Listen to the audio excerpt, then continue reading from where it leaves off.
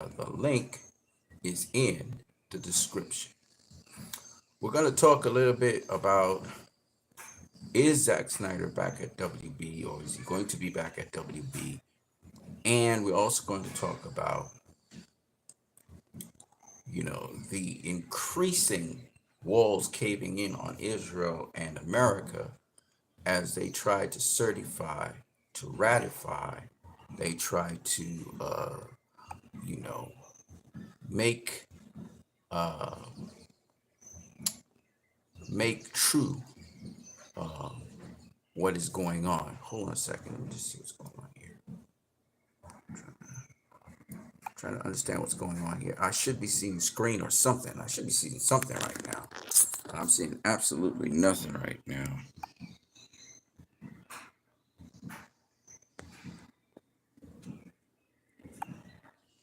Okay, we're good. We're good, ladies and gentlemen. We're good. I'm just checking to see what's going on with the phone. Right now, currently, I am in. I am in. This is so bizarre. A lot of stupid stuff is going on right now. I am anyway in YouTube, and right now the program is behaving like a complete and utter fool. Let's see if we can get out of YouTube and into Twitter, where I should be, or X as they call it. So I'm now in X, where I should be.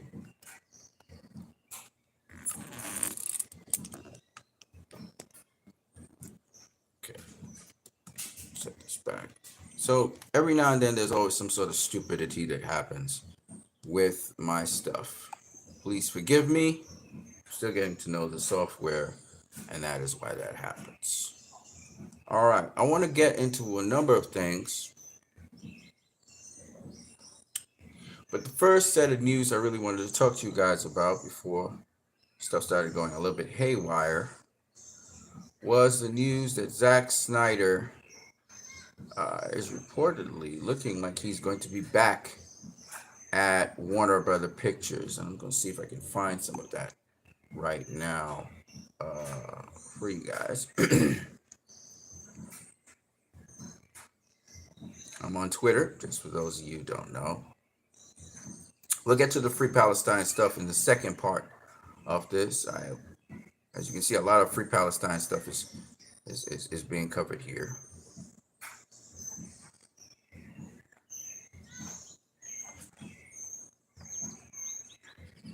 This is Matt Jarbrough and Jesse White. And we got a lot of stuff. Okay, so I think here we're going to see a little bit of news.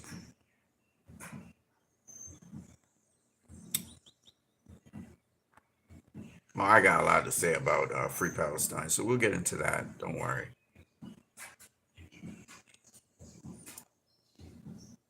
Okay, we got somebody watching. Don't forget to smash the like button if you're watching right now.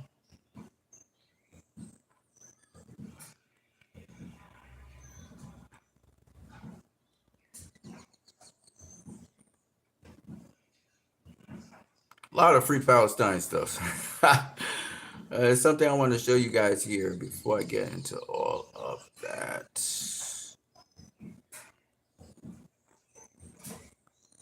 I get into all of that. I'm going to get into this, obviously.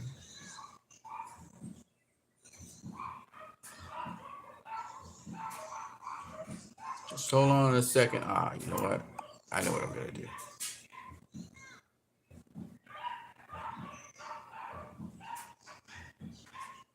Ooh, they go all the way back there. There's a lot to unpack when it comes to... All right. There's a lot I want to talk about, like I said before, guys. I'm going to go to Center House. For those of you who don't know what Center House is a guy who he discusses movies like cinema, and he's a Zack Snyder fan. Don't get it wrong. He's a Zack Snyder fan. Okay, I just saw what I needed to see, but unfortunately, I still don't know how to control my stuff.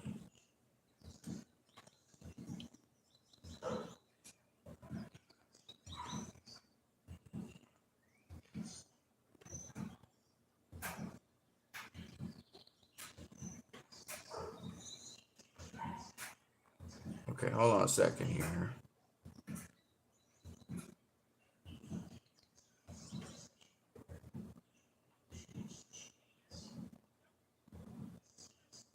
As you can see, he's a Snyder fan. He's a fan of other films, don't get me wrong. And he reports on different things in there, but he really likes Zack Snyder. Let me see if I can find the news here on one of these things. It'll come in a couple seconds. Just give me a little chance to get it.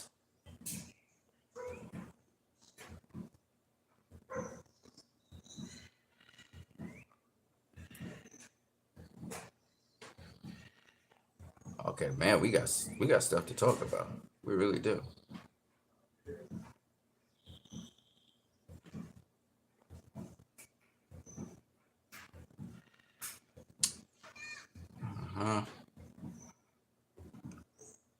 Okay, I'm just trying to get the information here, but I can't find it so far. Seeing all kinds of shit on this guy's channel. But the stuff I really want to see, I'm not seeing. I'm seeing stuff I don't care about. Much of this shit I have to go through before I can get to what I really want to talk about.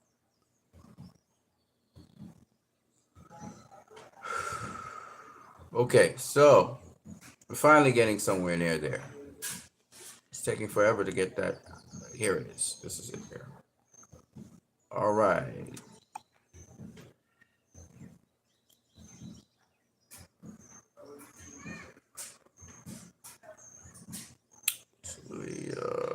This is not it.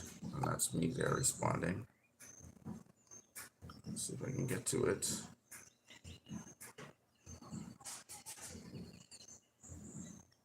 Okay, here it is. This is it here.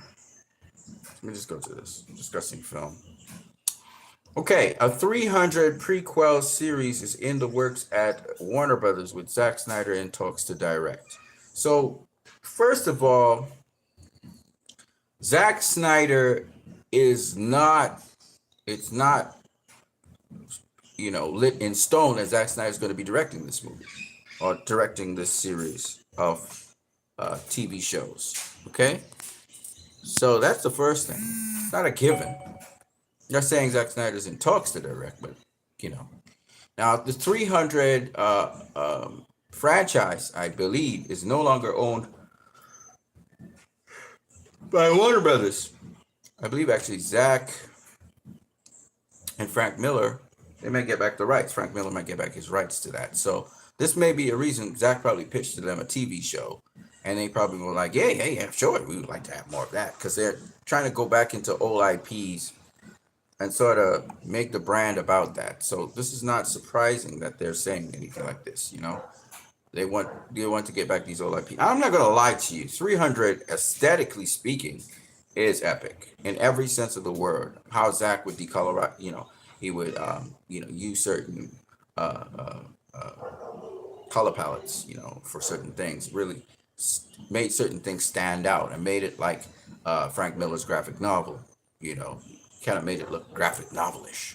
So it's a tremendously beautiful, and not just beautiful, but it's also a tremendously, it engrosses you, it pulls you into it, you know what I'm saying?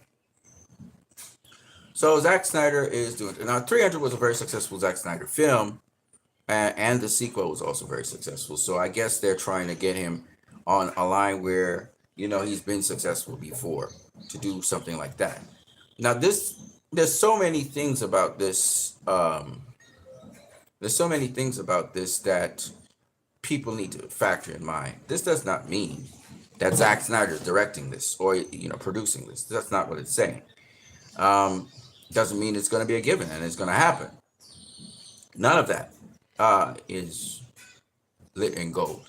And for those of us who have been pushing the Restore the Snyderverse campaign since 2021 with the historic 1.5 million tweets that happened, we're not going to get sidetracked by this, okay? Now, a lot of people are getting sidetracked by this, and they're saying, oh, look, you see, they said Rebel Moon was a failure. We all know it wasn't. And it's not going to be continued by Netflix, and you know, Zack's going to be in serious trouble, blah, blah, blah, and here, you know, and he's not going to be hired in Hollywood, and they're going to X him out, and then all of a sudden this came up, right? Now, again, it's not set in stone. It's not set in gold.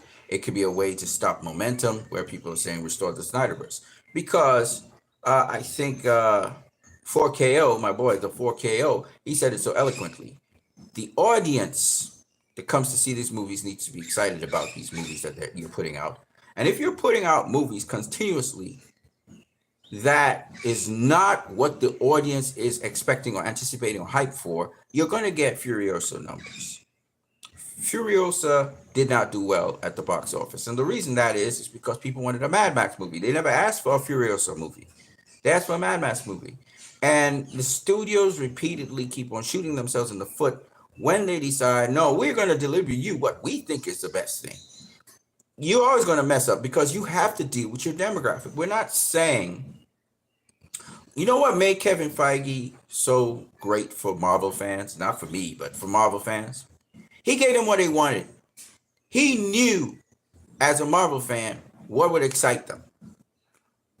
Right now, they're going to have Secret Wars next. That's the next major event for Marvel fans. And Marvel fans are looking forward to that because that's something they know about from the comics, etc., and excited for it. When Zack Snyder came out with, after Man of Steel came out with BVS, it excited the fan base because the fan base wanted to see that. After BVS and Ben Affleck's performance, the fans started talking about a Batman movie, right? And Zack, we heard that Ben Affleck was signed on to do a Batman movie. And that excited the fans. The fans weren't excited about Ben Affleck as Batman, by the way. In the internet, people were like, no! Zack said, they said he wasn't a good caster, blah, blah, blah, blah, blah. Gal Gadot's too skinny for Wonder Woman. But after BVS, people saw that Zack was right on about Wonder Woman. He was right on about Ben Affleck as Batman. You know, Henry Cavill always been Superman. Now, there was a lot of detractions still about Superman, you know, gloomy Superman, emo Superman, whatever. But Henry Cavill more and more became more like Superman for people when as time went along, the hate for BVS started to subside. People were explaining, like myself and other people, what BVS was all about. And people started to see how great this movie was. And now to this day, it's still spoken about. And there are the trolls on the internet, you know, on Twitter or wherever, who say some really dumb shit. But for the most part, most people now appreciate BVS. And it's one of those classic, iconic comic book movies, which directors repeatedly borrow things from. You know, before BVS, there was no The Boys. There was no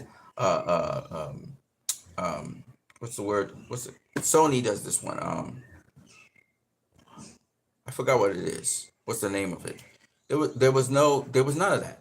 Okay, Zack inspired people, and people borrow things from BVS all the time. Even Civil War borrowed a lot of stuff from BVS. The fact that Civil War even came to be was as a result of BVS.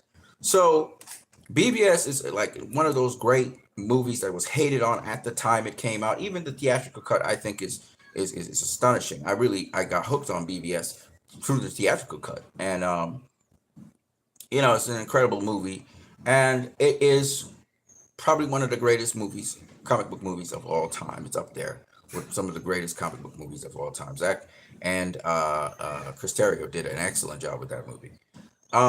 But not to put that down, the point is I'm making that, you know, Warner Brothers decision making was so the opposite of what the fans want. Okay, the fans wanted more of BVS. The fans wanted, the general audience wanted more. At the time, there was a confusion between what the general audience or the audience that watches DC wanted and what DC was providing. I want to show you, I think I showed you guys this already, so I won't show you again. But suffice it to say that DC and its audience is very particular about certain kinds of movies. I'm going to show you guys a couple of things. So I just wanted to show you this first, that if there's a possibility that Zack Snyder might return to Warner Brothers. I don't know if it's true. This is all a rumor mill. We'll see what happens. Variety is the source. We don't know. What we do know is Zack is direly needed at DC. The narrated by the trolls and the minority is, Zack should never be anywhere near DC properties. The truth be told, Zack's the only one so far that really put a blimp on DC and put DC on the map. And Warner Brothers stock really improves every time you talk about Zack Snyder. Even when this was announced, it literally put a blimp. Warner Brothers stock was going down, down, down, down, down, and then it jumped up to $8.4 dollars per share just with Zack Snyder being announced with Warner Brothers. And I cannot express how much Zack Snyder's brand is important to Warner Brothers. The problem with it is, if Warner Brothers does not put Zack Snyder back in DC, let me explain to you guys what will happen. Okay? Because just the way how people are speaking, and I'm not saying they have credibility in everything they say, but the way how people are just trouncing DC and just have no confidence in DC right now, it's because Zack Snyder's not there.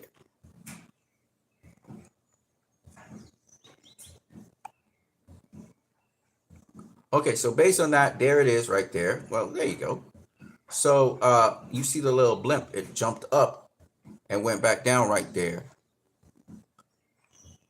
Okay, and that's Warner Brothers stock. And the point I'm making is, it started off at 8.1 something, and now it's at 8.2 something. It jumped all the way up with that announcement to 8.5 something. You see at this peak there, 8.5 something. So I'm just saying that Warner Brothers is showing you that their stock value goes up with Zack Snyder. His name, because there's several different reasons why it's the same, right? He's the originator. He's the guy that started off the DCEU. Two, his movies create conversation. His movies make people have to confront certain things. So there's all these uncomfortable conversations people will say with one another, and then the truth will come out of that. I've been having a conversation yesterday concerning Batman with several people who are anti Zack Snyder. They keep on saying Zack Snyder didn't get Batman, he didn't get Superman, and I was able to educate them on Batman, because a lot of these people who are speaking, they have a superficial knowledge of these comic book characters. And what Zack Snyder did was a deeper dive into these comic book characters. And he wanted discussion. He wanted people to talk about these characters, because what a lot of these people don't understand, and I think, the casual person would understand it, but people who are supposedly the comic book nerds of the industry, a lot of them don't even read comic books. The gatekeepers usually have one, they associate with one iteration of a character. They don't understand that characters can have several iterations, and it's subject to interpretation based on the person who is writing them. And I think what happens is their dogma is one particular iteration, and they try to go to town with that one iteration of the superhero, even though there have been several iterations and multiple iterations of the character over time under various conditions. And one of the things, we said was that Ben Affleck's Batman is the most comic book accurate Batman we've ever seen on the screen. And this is not a superlative. This is not some empty over exaggeration or hyperbole. This is true. Ben Affleck's Batman is by large basically the Dark Knight Returns Batman, Frank Miller's Batman, on the screen. The way how he conducts himself, the way his philosophy, the way how he looks, the way how he fights, the way how he carries himself is patented. Almost, it's like ripping Frank Miller's The Dark Knight Batman off the pages of Frank Miller's The Dark Knight Returns and putting that Batman into Batman v Superman, taking him and making him real, flesh, blood, live action, right? Another thing that these comic book so-called nerds misconstrue is the difference between pure fantasy through animation, through graphic material, and making that something that's believable, realistic in live action, particularly live action movies, television. And even in live action television, there's a bit of artificialness to what we see because, and the eye can pick it up because the quality, right? It was a chance to really realize the writing in the best possible quality possible. I think these movies would improve. So the CW, Superman and Lewis, it's a television series. I think Smallville, though its special effects weren't as good, I think the acting in Smallville and I think the way how things were translated in that Smallville TV show is still somewhat superior to even Superman and Lewis, in my opinion, because it feels more organic, more normal. Whereas Superman and Lewis still feels not as organic. Okay, you feel the actor having to tick off certain boxes, which is always sad.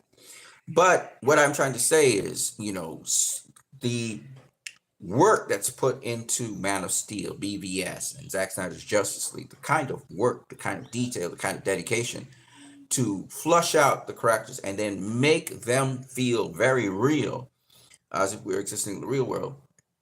That sort of work that Zack put into those movies and his whole cast and crew and all the people that did it, and including collaborations with Frank Miller, is not something you take lightly. And you're not going to get that every single day. The kind of thought that was put into BBS, the kind of professional application that was put into that movie, is why those movies are standing the something of time, the length of time, or whatever it's called. So I say all of that to say the fans wanted to see the Justice League on the screen.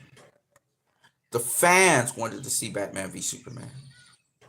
And Zack delivers what the fans want, not just the fans, but the general audience. This is a build up to something. Now, Warner Bros. Messed up that opportunity for fans to see for the first time the Justice League on the screen as how Zack envisioned it. But it worked out to be something better because we got something a lot more of our favorite heroes. It wasn't seen on the big screen and it's yet to be seen on the big screen. And we need to see the Snyder Cut in cinemas globally, worldwide. And I hope that happens very soon. But that is what fans wanted.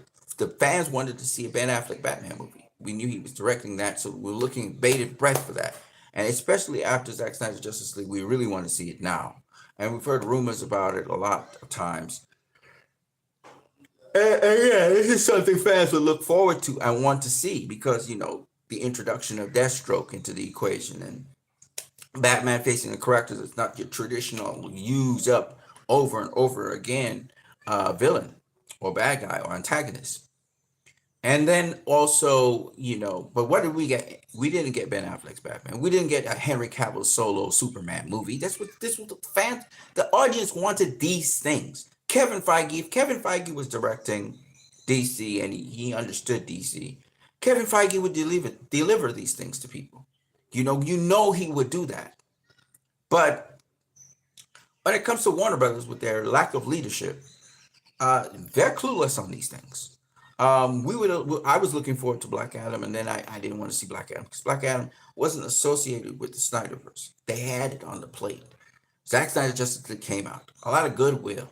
You had record high stock, and you said no to a sequel to Zack Snyder's Justice League. Got to be out your fucking mind. You have to lose your fucking mind to do something so stupid. And they did even seize that opportunity. Zack Snyder Justice League introduced the Flash in a way that people were really amped up to see the Flash movie, and then you go and you pull Henry Cavill. You put James Gunn in charge. You do no aspect of Zack Snyder coming back. No Ray Fisher inside of there, right? Because they stripped Ray Fisher from the Flash movie. Andy Muschietti's directing, but the Flash doesn't even look like the Flash. You got all kinds of other things going on that just look cheap and just terrible. And people lose enthusiasm for what they would have wanted to see. Zack Snyder's Justice League set up the Flash movie. It set up the Atom movie. It set up the Batman movie. It set up a Martian Manhunter movie. It set up these movies, plus the sequels. Set up all these movies for people to knock it out of the park, It could have been another Wonder Woman situation where Patty Jenkins comes in, does a Wonder Woman movie, but because Zack set up Wonder Woman so perfectly, featured her, you really wanted to see that Wonder Woman movie. And it should have been the same for the Flash movie. It should have been the same for Black Adam if the universe was continuous. That wasn't the case. Jeff Johns came in and fucked up that whole thing. Okay, he fucked up the whole thing. And you have to understand, the end of Wonder Woman movie was supposed to spark off Justice League movie. It was supposed to be continuous with that and flow into that. There was a scene that was supposed to be there with the Amazons and something is coming. That got fucked up too. So Jeff Johns fucked up a lot of things that could have really made the universe better. And fans would have been so happy. Not just fans, but the general audience. People would have had a direction. They would have understood what was happening. But instead, we got a guy sabotaging the whole process. Now, we have nothing to look forward to in DC. Nothing. Nothing's hyping us up. Zack brought all the hype, even with Rebel Moon, with a version of Rebel Moon that's inferior to what we're going to get with his director's cut. He had us hyped up for Rebel Moon. Zack knows how to hype up the base. He knows how to hype up fans. He knows how to hype up audiences. That's something that, James Gunn is not doing. He's not hyping up anyone for what he's doing. And fans, instead of being hyped up, they're picking his stuff apart.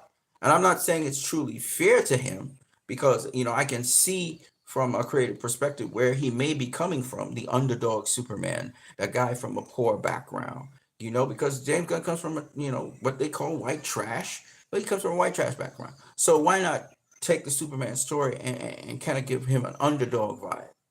I don't have a problem with that. That seems to be what he's trying to seek out and do and show that, Superman is coming from a lot of adversity to overcome that and then be the Superman you guys want to see or whatever. He's got issues. Superman has issues. So this is where James Gunn is coming from. And I don't have a problem with that.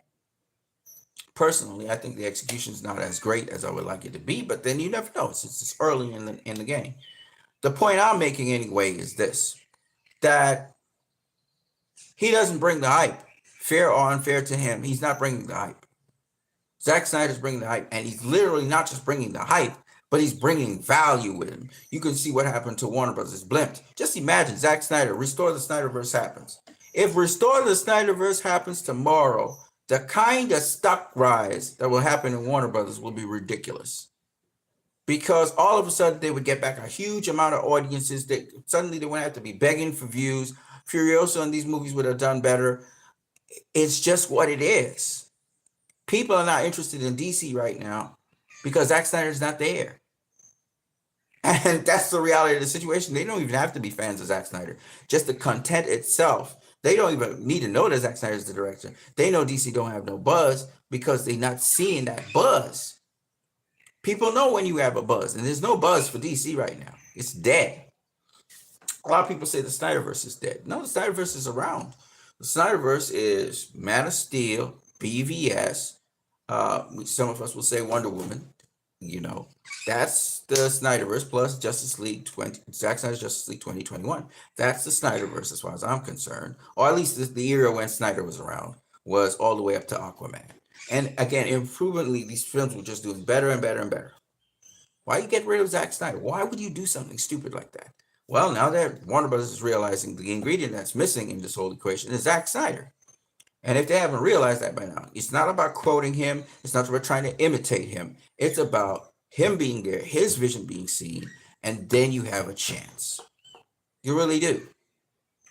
But if you're just trying to use his name and not implement his vision for the universe, you're going to be on the downside. I already know James Gunn's movies are going to flop because of the sentiment around it. And the fact that Warner Bros. Has been moving so much towards this marbleized universe that they fucked up everything. So that poor movie, that Superman movie James Gunn has to deal with, has to overcome that.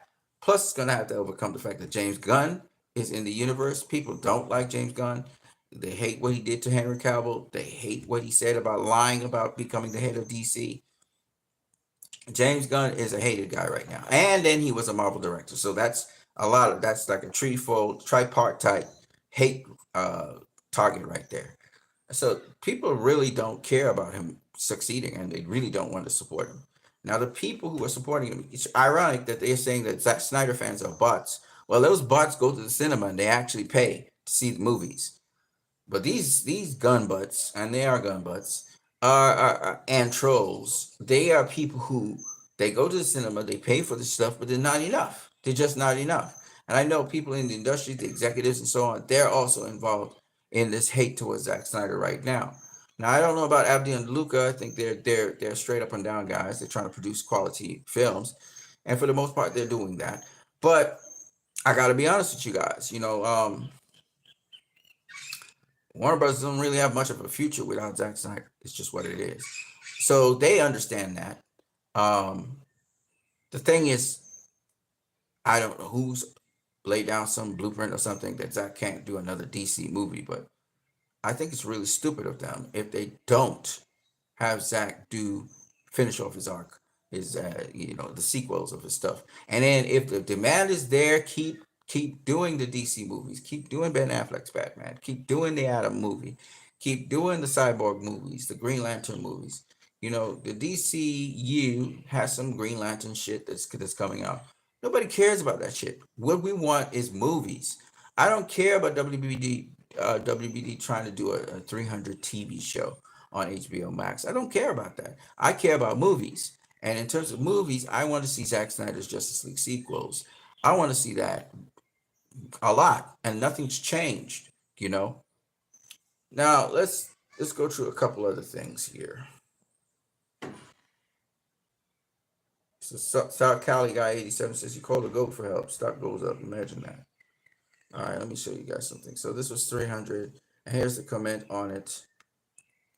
This is why I let these weirdo real DC stan trolls keep on talking nonsense on this app, because they're proven wrong and wrong again. He's talking concerning, Zack not having any cachet in Hollywood, and he's gonna get removed and blah blah blah blah blah blah blah. Restore the Snyderverse started trending on social media again right after Warner Brothers officially announced the 300 prequel series with Zack Snyder returning to direct again. Actually, it happened a little bit before, because I'm pushing it on Twitter myself. But yes, it's been there. I don't know if I can go into trending and show you guys this. Let me see if I can get there.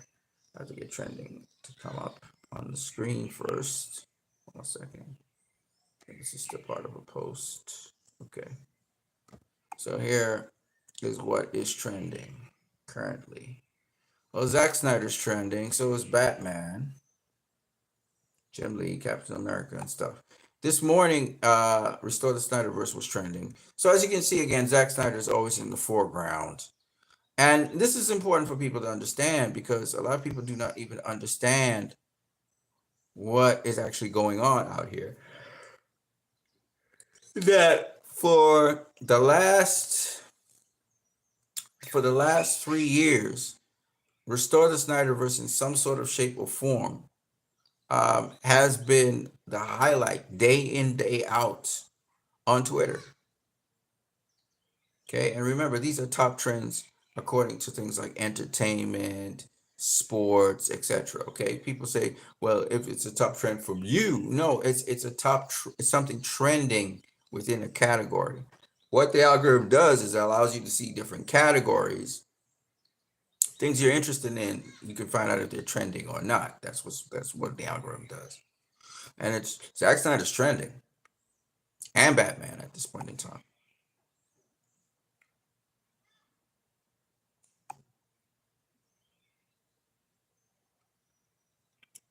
Okay, and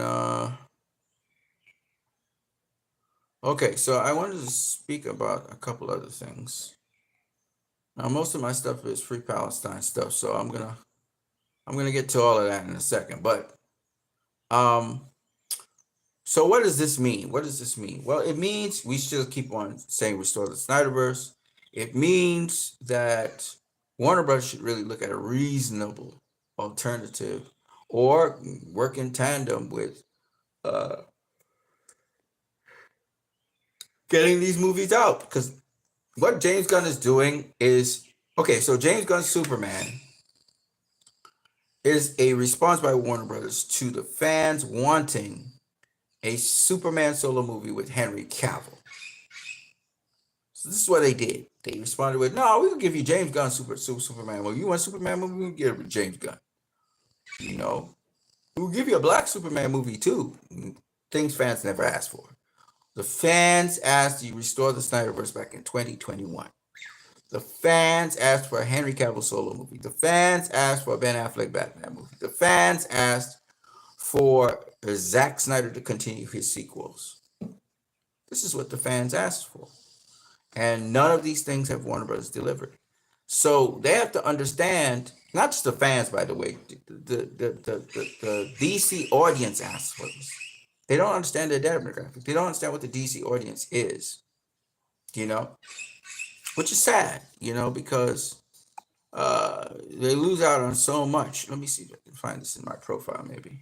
Maybe I'll have it in my profile. Hold on a second. A lot of free Palestine shit. Man, god damn it.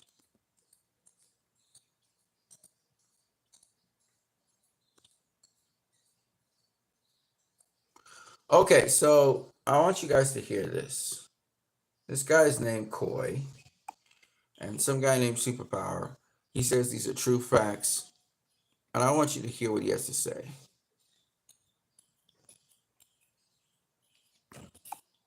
If you adapt the X-Men and they want to kill humanity, that's not the X-Men, it's the Brotherhood of Move. Just because it's in the comic, I think that restarting the DC universe is the move.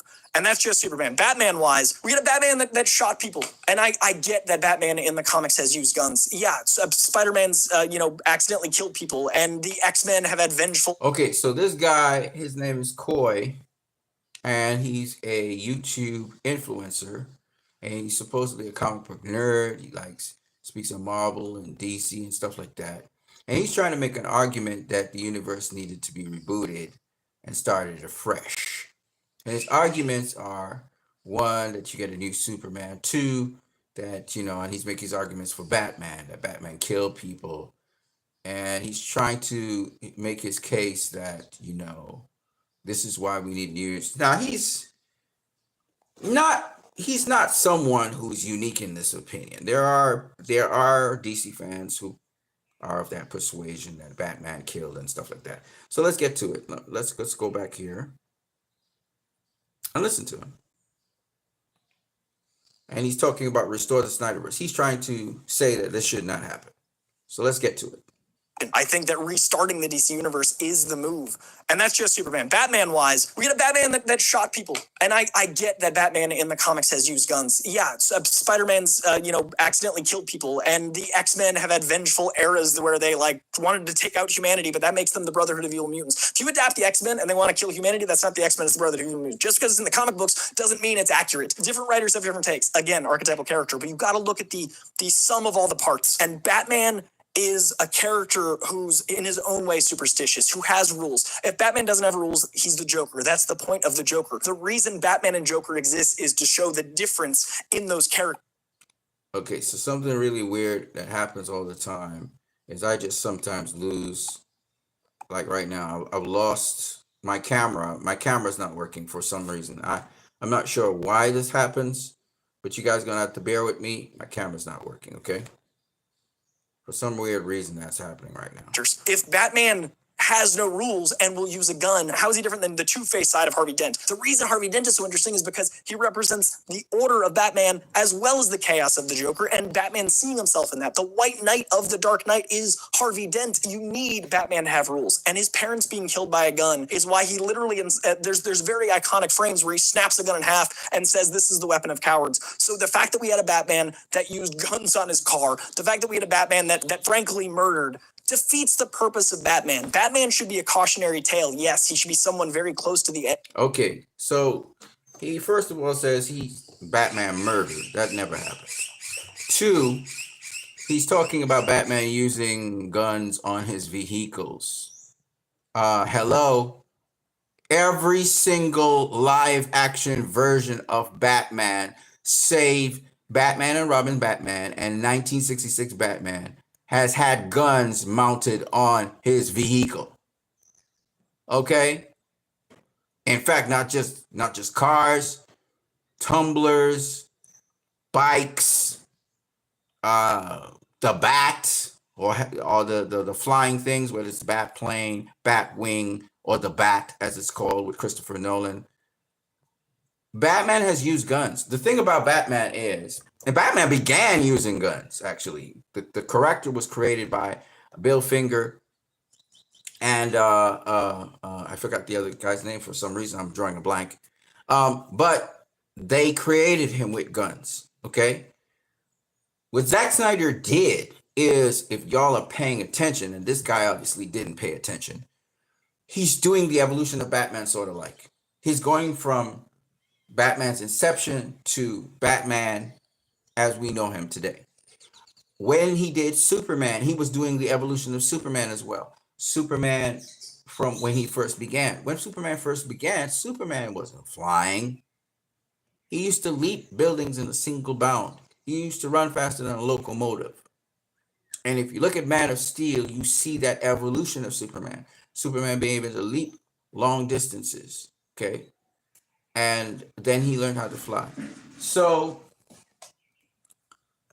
this guy here doesn't even understand what Zack Snyder was doing in BVS. These are guys who come on social media. They come on social media and they talk. They're good at talking. They're not good at truly thinking about what they saw, evaluating movies and films. They don't understand what they're watching. So he's saying that there are comic books where Batman is killed in. Well, Batman is killed more than 200 times in the comics. More than 200 times, maybe even more than that. Okay? When Batman had his no-kill rule, he was still killing. He killed in all of those 1970s comics. A lot of the 1970s comics, there was a serious version of Batman that the comic book writers were trying to do because Batman comic books wasn't selling.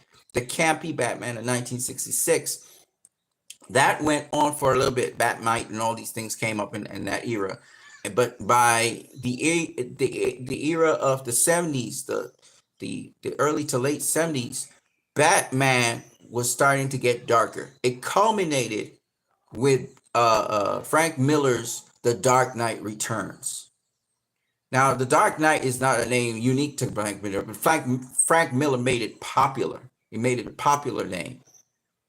And this was the dark version of Batman. And in that version, in that graphic novel, which has 4 parts or 4 issues, in that graphic novel, Batman killed.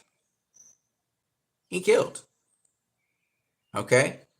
And it's not to say that Batman is a character whose sole purposes are to kill people or to commit murder or to take out people. That's not what Batman does. Okay? But to say, Batman doesn't kill is to be very simplistic, to be very naive. Okay?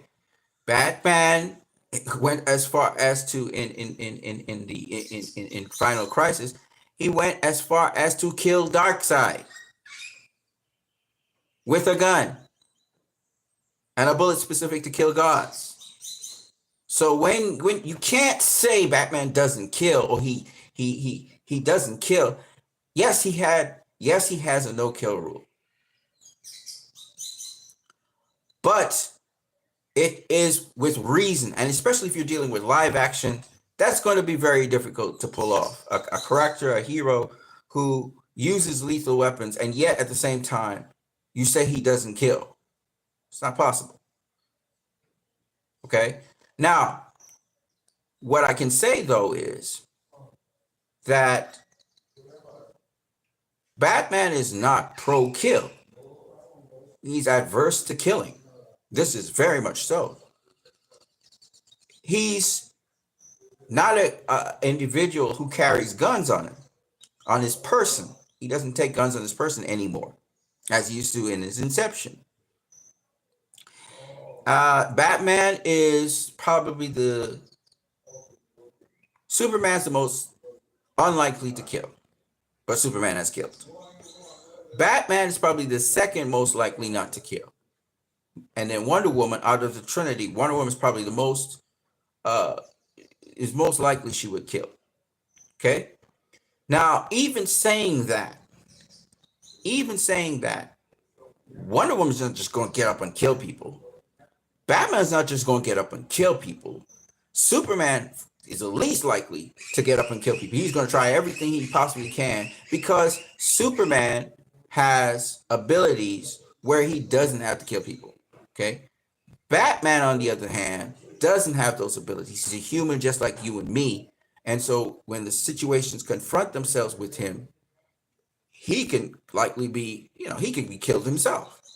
And when you're dealing in BVS, not just with goons, not with Joker's goons, or like in the Batman movie that Matt Reeves did, you're not dealing with, the Riddler's goons. Okay, you're dealing with highly trained, military trained, paramilitary and ex-military people who are now mercenaries. You're going up against them with high caliber weapons. This is a grounded story. You see the CIA, you see people of our world in that story. It's a highly grounded story in which Batfleck is confronted by these kinds of guys. And the fact that he even instills terror in them, terror in you as you're watching him do his thing, is impressive, because one of the things you have to understand about Batman is the whole point of Batman, and the fact that he even dresses up like a bat, is because he tries to instill fear and terror in the hearts of criminals to deter them from committing crime. Batman is the defender of the defenseless. Wonder Woman does it one way. Superman does it another way. Batman does it his way. His way is to get justice. It is to put justice on people who seem to get away from being sentenced. Okay? Get away with crimes and stuff because it seems they are above the law. This is what Batman is. Batman's like Zorro. He brings justice to a situation. Okay? But he's not the Punisher. When people talk about Batman and the Punisher, these are completely two different characters. The Punisher, his job is to punish. That's why his name is the Punisher. So he's coming through, to exact revenge for X, Y, and Z. Batman's not necessarily coming to exact revenge. Batman may come to just make sure that things, to even the playing field, but to exact justice where justice hasn't happened. But the Punisher, he comes to punish. Now, Batman's goal is not to kill. Most of the time, he's not trying to kill anyone. All right. Even when he gets extremely brutish. And yes, sometimes he doesn't care if you're a criminal. He doesn't care if you die, to be honest with you. He sometimes, if you are doing something to kill somebody else, and Batman needs to save that person, but you're gonna die as a criminal, he doesn't care about you that much. He's gonna try and save the person who you're trying to kill, right? He's not, you die by your own hand. You know what I'm saying? So he's not like Superman. Superman, even if you're a criminal, even if you're a wicked, evil person, Superman's not going to allow you to die by your own hand. And you saw it in BVS, where Lex Luthor created Doomsday, and Doomsday went straight at Lex Luthor. He was going to kill Lex Luthor, and Superman blocked that. So Superman's different than Batman in that respect. Superman likes to save people. He's all about saving, whereas Batman's about preventing, and he'll save the victim. He's the predator. Batman is the predator of predators. He hunts down predators, and he does it through his detective work. He does it through, he's going to get you, right? He's not about getting you to kill you. He's about getting you so you can get due process by the law. He's going to catch you in an act where the law can't let you escape. However, certain individuals like the Joker, etc., they have their ways and means of manipulating the system and still getting out away. And even in the Dark Knight Returns, we see that final showdown between Joker and Batman, and eventually Joker gets taken down by Batman. But what I'm saying is that ultimately, in the end, Batman is not about killing people. Now, having said that, what this guy is saying about Zack Snyder and how this Batman he has, uses guns and kills people and all of this stuff. Batman's used guns many times in the comics, but it's not his weapon of choice to carry on his person. But if the situation is so dire that he needs to use one, he'll use it. And I hear people talking about the Terry McGinnis, what's it called? The comic with the animation Batman Beyond, where they're talking about how Bruce Wayne he ends up using a gun, so he realizes that he's using a gun, so he stopped being Batman. It's not the reason that he was using a gun why he stopped being Batman. It was at that point he realized the only option he had as Batman was now to start using guns.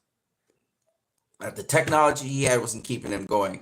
That's why he hung it up, because he realized he would need to depend on guns as his only sole option to protect him, than now going and using all the other technologies and things he had. Because Batman is not dependent on guns. Batman is not somebody the gun is an option.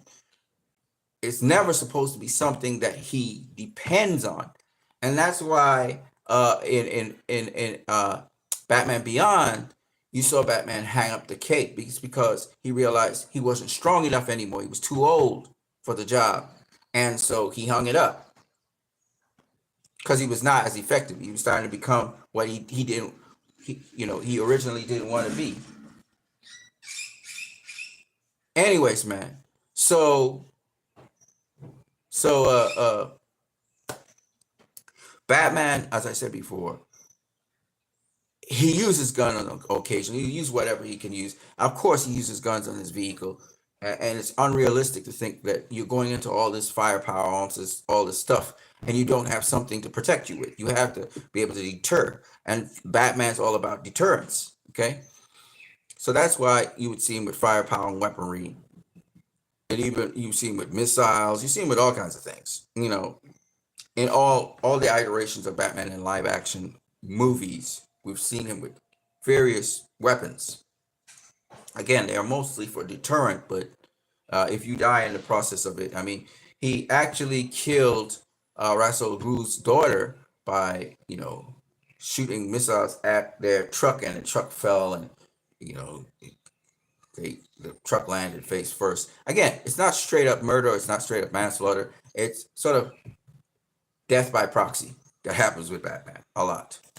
So, and we've seen it in the 70s comics. A lot of people have been killed by Batman by proxy. Now he has deliberately killed some people, like the cult leader. He shot, but it's always an indirect thing. It's like he shot a clock, right? And because he shot,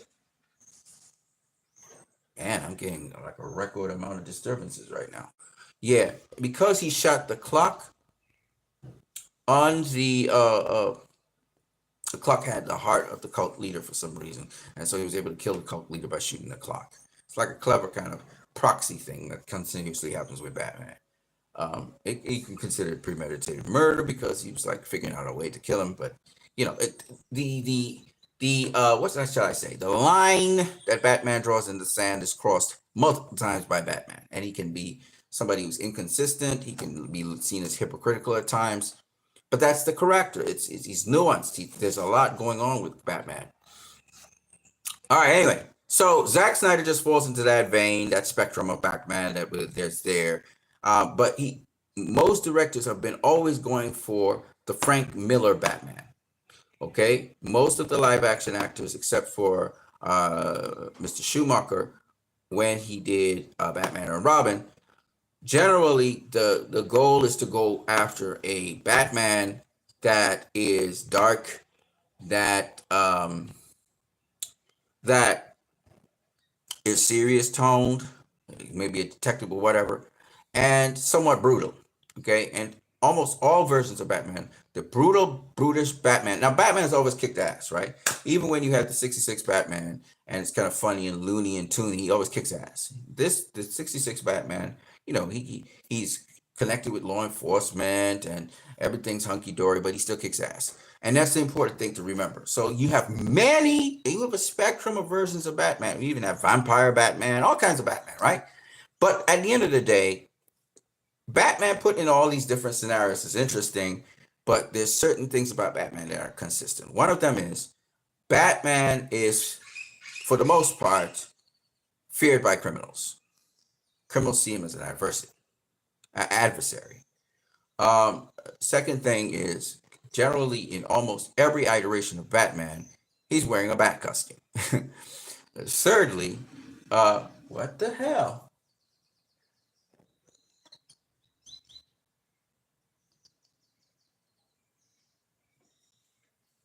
Okay. Third disturbance. Okay, so anyway, the other thing about Batman is you have Batman, who is also a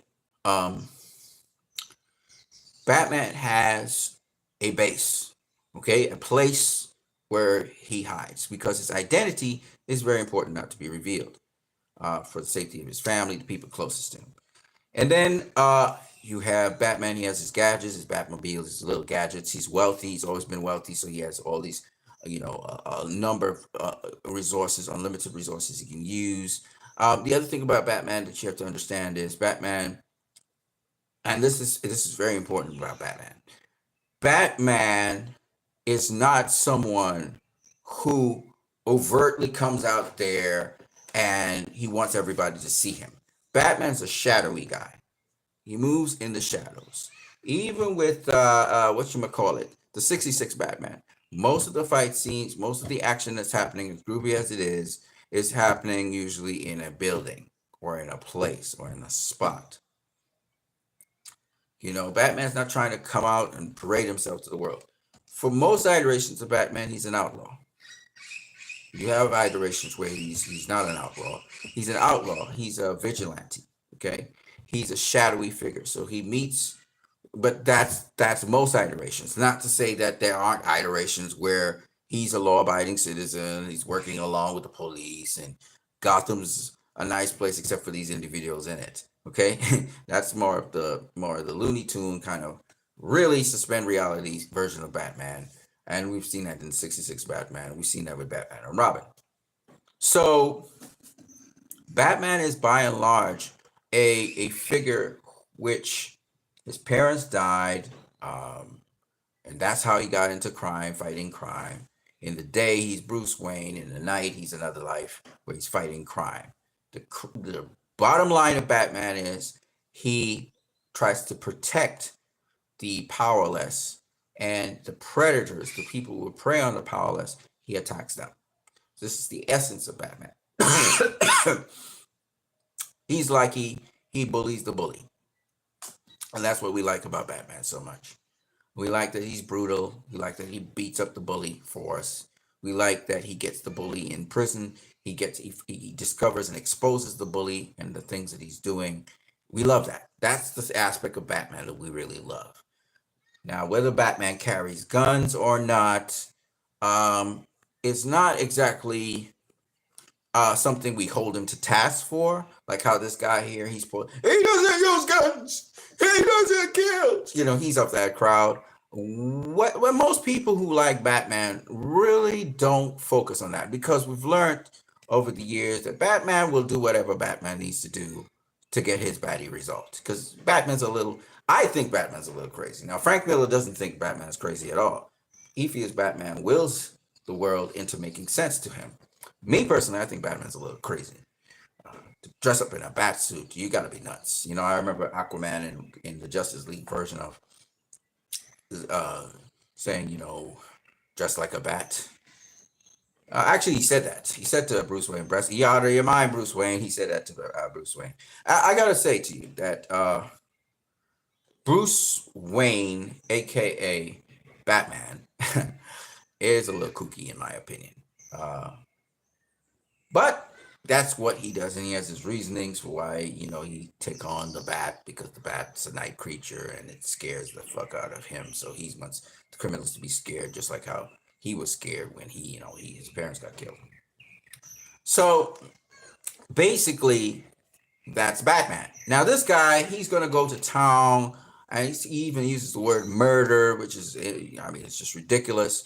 We already went into detail about it. Batman was extremely brutal. I will not lie to you. He was brutal in BVS. In Zack Snyder's Justice League, not as brutal, obviously, but he was also dealing with aliens, so he could kill them, and he had to use guns to kill the aliens because guess what?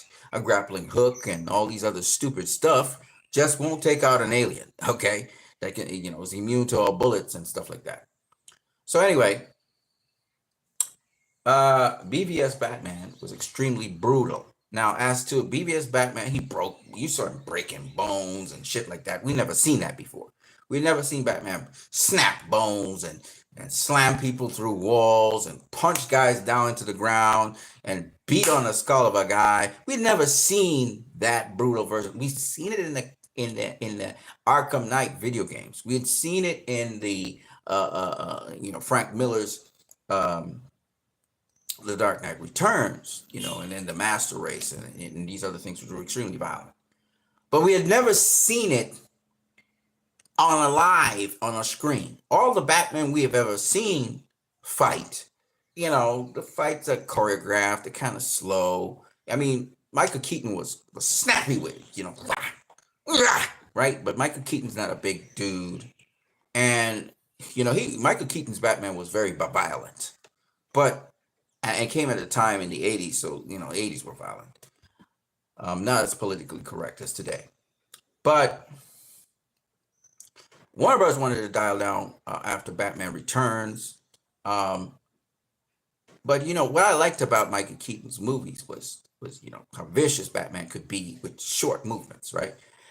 Ben Affleck's Batman, took it to, you felt that was Batman. You really did, because not only did Ben Affleck have the physique for it and the build, but his stunt double, the way how Batman fought, the way how he moved, the way how Batman's reasoning was, and his philosophy and how he would, approach things, reminded us very much of the Dark Knight Returns Batman. This was the Batman that was the Dark Knight Returns Batman in a film with Superman. It wasn't the same storyline, but man, was he the Dark Knight Returns Batman? And I think Frank Miller really loved that take on him and said so. And I think that Batfleck got it. And I don't think any other actor before or after Batfleck has nailed Frank Miller's Batman as well as Batfleck did. And that's why we call him Batfleck. And so when this guy starts to go on and on and on about how you kill people and how you commit murder and how it really, I'm like, Frank Miller's Batman was brutal like Ben Affleck's Batman. Frank Miller's Batman used guns like Ben Affleck's Batman used guns. Did Ben Affleck's Batman use guns a lot? No.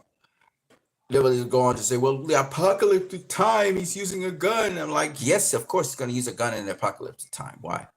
And even then, he was taking guns from those Superman soldiers and using them. He was taking the tools they had and using them. And he had to use them then because it was apocalyptic. You're dealing with power demons. You're dealing with superpowered beings, which bullets don't kill them, So yeah, he's going to be ramped up. He's going to be pumped up. He's going to have equipment and technology and stuff to kill that will be lethal because he has to take down a bigger threat. And it was still a dream. It wasn't even something that actually happened. So it's like guys go off on this. Batman used a gun. And I'm like, and have you not read a damn comic about, Injustice? You just read. Don't watch the comic book adaptations because they're always softer than the books. Okay, Alan Moore went there with the Joker, the Killing Joke. Frank Miller went there with The Dark Knight Returns. This wasn't a politically correct atmosphere that these guys wrote these books in. This was the 80s. So, hearing this guy speak is so like, the dude is so clueless on just about everything. But let's just keep it moving. edge. He should be someone psychologically abused and broken. He should be someone that is taking out his pain on the mentally ill. Batman is not something to necessarily aspire to be. He's cool. Yeah, Batman's cool. But you need to also be like, that's not good. That's why Pattinson's Batman is so great. You would not want to be Robert Pattinson losing his mind, just punching that person until he's broken. The reason that the Batman Pattinson works so well is that the symbol of hope he represents the end. Him realizing that I am vengeance can be co-op. Okay, so the guy's trying to promote Robert Pattinson's Batman, which I thought was boring as fuck. I thought it was a safe movie, and he still killed. You know, Robert Pattinson's Batman killed in the stadium. He grappled and hooked some criminals and flung them off the platform that they were on to their deaths down below, right? He shot one of the goons in the stomach, and was it in the head? I think it was in the head, actually. So I'm just saying, for all this bullshit that this guy's talking about, being a symbol of hope. First of all, Batman is a symbol of hope to the people of Gotham for one reason only. Because the motherfucker be getting the criminals. He's getting the order back into Gotham so people can live their normal lives instead of getting drive-by shootings and being dead because of collateral damage. Okay, and being terrorized by really bad people in the area. That's why people love Batman. Batman's like their Zorro. Batman's like their Robin Hood without taking from the rich and giving to the poor because he's a rich guy. Okay, that's what Batman is. So he's not a hero because nobody really sees him. Nobody sees Batman like that. In fact, what I liked about Zack Snyder's Justice League was when Cyborg said, "I heard about you, didn't think you were real." He's an urban legend. He's not a fucking guy that, everybody needs to see me. I'm Batman. I'm a hero for the people. Dun, dun, dun. He's not that dude. Doesn't care to be that dude. Okay? So when this guy is trying to talk about Batman as if he's some fucking Superman, which he's not, it annoys me. All these so-called purists annoy me because they think they know what Batman is. And even Frank Miller, when he was talking, he said, look at the spectrum of portrayals of Batman. Batman can almost be anything, and people would like him if he has certain attributes to him. And the attribute with Batman is, I get the bully. If you try to bully that guy, I'm going to get you. I'm coming for you. That's what makes Batman so cool. This guy's named Coy. He really is coy, but he's wrong. And that's why I like Zack Snyder. Zack Snyder does movies that will make you double, triple guess what it is really this character is. Like a lot of people didn't know what Wonder Woman is until the Wonder Woman movie came out. And people, that No Man Land scene pretty much identified what Wonder Woman's all about. Let's keep it moving. By the week, that I am vengeance is not the answer. The reason he needs to be a spirit of hope, much like Superman. In fact, the arc of Robert Pattinson's Batman is the arc we as a society need to take with Superman. Vengeance is a cautionary tale. If you live angry and you live vengeful, you're not living. We had a... Good. So it's funny to hear him say that, what I just said. He thinks Batman is Superman. Batman's not Superman. Okay? But he's now saying that vengeance is wrong, or you shouldn't go through vengeance. That's funny to hear this dude talk. It's almost like he's never really understood life. Okay? The Most High said, vengeance is mine. Revenge, which is what vengeance is about to some degree. Vengeance is more assault. Batman assaults people, man. That's why Batman says, I am vengeance. I am the night. He assaults people. You're not supposed to do that. That's illegal. The police assault people. But we like it because these are people who get away with it every single time. So we're happy that we were rooting for Batman to beat the crap out of some of these criminals because of the wicked, evil things they've done. He's the payback. He's the avenging angel. So when this guy starts to talk about, no, Batman shouldn't be vengeance. He needs to be like Superman. Now you're changing the character, the core element of the character, the reason the character's there. The character's there. Even when Batman was carrying guns and all of this, his parents had been killed. That's the history. That was established in the first issue of Batman. His parents were killed. He was an orphan. He was grown up by his butler. Okay? So even when he was killing people, even when he was using guns, he had been killed. His parents had been killed. You know what Batman said? He said, never again somebody must be in my position. So I will be the vengeance on these criminals. That's what it's about. It's not, but Joe Chill killed my parents with a gun, so I'll never use a gun. And I'll be like Superman. I'll inspire everybody. That's never been a part of Batman's MO. Christopher Nolan added that in. Batman's MO was, I'm going to get the predator and I'm going to save the victim. And I'll make sure that predator never predates anybody again. That's what Batman's about. He's the bully of the bully. He'll hunt you down. Batman loves to hunt down. Whether he's a detective or not, he's hunting you down. Okay? He's singular focused because he's will-minded. He wills everything. He's singular focused on getting his man. That's Batman. Okay? That's why he's a little crazy. This dude is trying to make Batman into Superman. He has a Superman t-shirt. He's trying to make Batman the symbol of humanity, the hero that we all should aspire to, his ideals. Batman doesn't have ideals we should aspire to. That's not why we like him. He lies. He breaks and enters into places. He creates pretty He steals things. He uses excessive violence and he assaults people.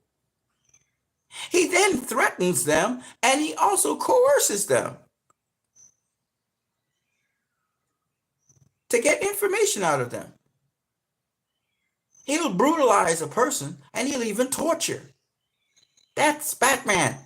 That's not the reason we like him. We like him because despite his unconventional methods, and sometimes that makes him a vigilante or it makes him an outlaw, in which, you know, Commissioner Gordon sees him on the down low. They send a signal up in the sky for him to come, etc. But on the down low, still Commissioner Gordon needs to see him. They can't, you know, but the city is so corrupt that they need somebody like Batman with extreme methods to get the place in order. That's why people like Batman. It's not because of what he can do that he gets away with. It's because he gets his man. He gets the criminal. Now, there's some criminals that are up to the challenge, like Joker, Killer Croc, etc. Harley Quinn. Hey, Batman might catch them. He does get his man, but they get away. So you have to understand that. If you don't even understand that about Batman, and it goes, you have to read you have to read extensively the comics of Batman before you start to talk the stuff about what you don't know, Coy. You really don't know Batman like that.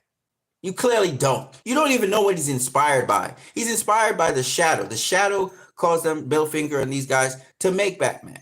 The Shadow, Zorro, that's where Batman comes from. He comes from these characters that straddle the line. He's almost like an anti-hero more than he is a hero. You know, but he won't switch to the bad side. His intentions are always good. But he will couple up and team up, as we saw in Zack Snyder's Justice League, with guys who were criminals. He teamed up with the Joker to take down Darkseid, to take down Superman in Zack Snyder's Justice League apocalyptic era. And that's because Batman's that kind of dude. He'll do whatever it takes. As Batman said, Superman deep down inside is a good person. Me deep down inside, nah, not so good. Not so good at all. All right? Because I break the law a lot. Should Batman be an example to the kids? And no, don't do what Batman is doing. Please don't.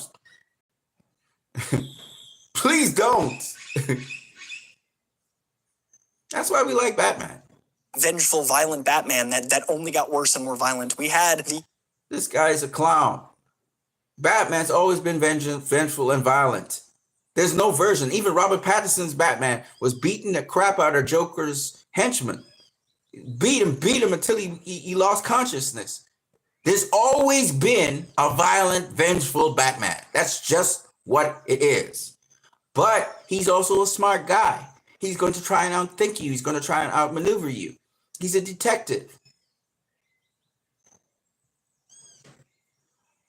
So what you saw with Ben Affleck's Batman, yes, Ben Affleck's Batman wasn't quite Batman. He was losing his way, but it falls in line with Death in the Family. It falls in line with several other iterations of Batman that we've seen who has been troubled because of emotional loss, which triggers Batman. It triggers Superman as well. And they can go down a pretty dark path. But Batman was able to be rescued from that in BVS. But having said that, if you don't even understand Batman, you're going to say the stupid stuff that this guy is saying. And this is what trolls have been saying. And this is what Warner Brothers has been listening to. Warner Brothers has been listening to this kind of crap. Excuse me. Thomas Wayne Batman from an Elseworld. We had this character that did not work in a world where we need hope. And again, like I said with Superman, we need hope now more than ever. So we need to look at a new Batman, which is going to be Batman with... Once again, this guy is talking about hope. Hope is Superman's forte. BVS, we got a Batman with hope inside of him. That Superman's hope is in him. And then that moved on to Zack Snyder's Justice League. So we've already gotten a hopeful Batman. But what the point is, anyway, that even so, he's trying to push and promote James Gunn's era. And brah, you are in the minority on that. You're in the minority of that. We saw the Kent's home. And I got to say again, I think that James Gunn is trying to identify with Superman in a way from his past. So he's not going to give you the clean, nice home with all the fields all well manicured and stuff. No, he's going to give you with the weeds. You see the weeds around the house and it's not 100% kept together. And the family's probably not very wealthy. And they may even be struggling on that farm where Superman comes from, which gives character to the story. So I'm not mad at what James Gunn is trying to do. I hope he succeeds at doing that. But me personally, I understand why people are backlashing it because, again, they got rid of Henry Cavill and they put this other guy who's kind of like Henry Cavill to start with. And James Gunn hasn't been wowing anybody. Like, nobody's like, oh, man, I really want to see this film. But maybe when the trailers come out, maybe people will change their minds because I see he's trying something. He's trying to come from a perspective of the underdog Superman, which is interesting. And we'll see if he can pull it off. I mean, he's trying. So let's see. I think that restarting the DC universe is the move. And that's just Superman. Batman-wise, we got a Batman that shot people. And I get Elseworld. We had this character that did not work in a world where we need hope. And again, like I said with Superman, we need hope now more than ever. So we need to look at a new Batman, which is going to be Batman with... Okay. I think that restarting the DC... Come on, goddammit. Man, the technology is just really fucking around with me. This guy, he wants to see what Gunn has. Okay, good. But in addition to that, he said something else that I thought was interesting, which is he said that you know, he said that you know, we need to have a Batman that brings hope, which we're already seen a Batman that brings hope. Okay. But I think that he was trying to say that Batman and the Joker, Batman has to have order or whatever. I don't know what he was trying to say because rules, Batman has principles. He has what's the word I'm looking for?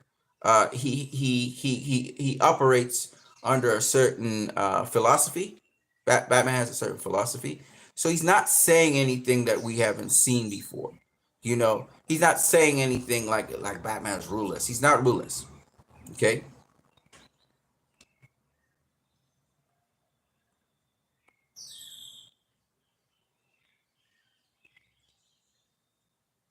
I think what happens is these guys so want to pigeonhole the character so much that they actually suck the life out of a fun movie, a movie that actually could tell a story, something that you haven't seen in the comics before.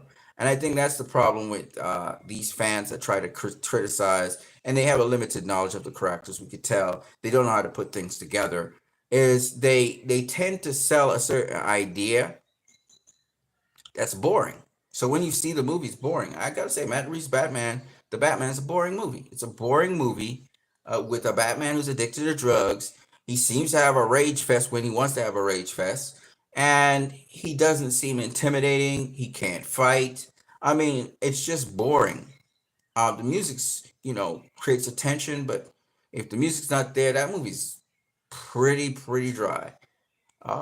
And me personally, I say that I think Ben Affleck's Batman movie would have blown that shit out of the water easy, you know, because it's a crappy movie.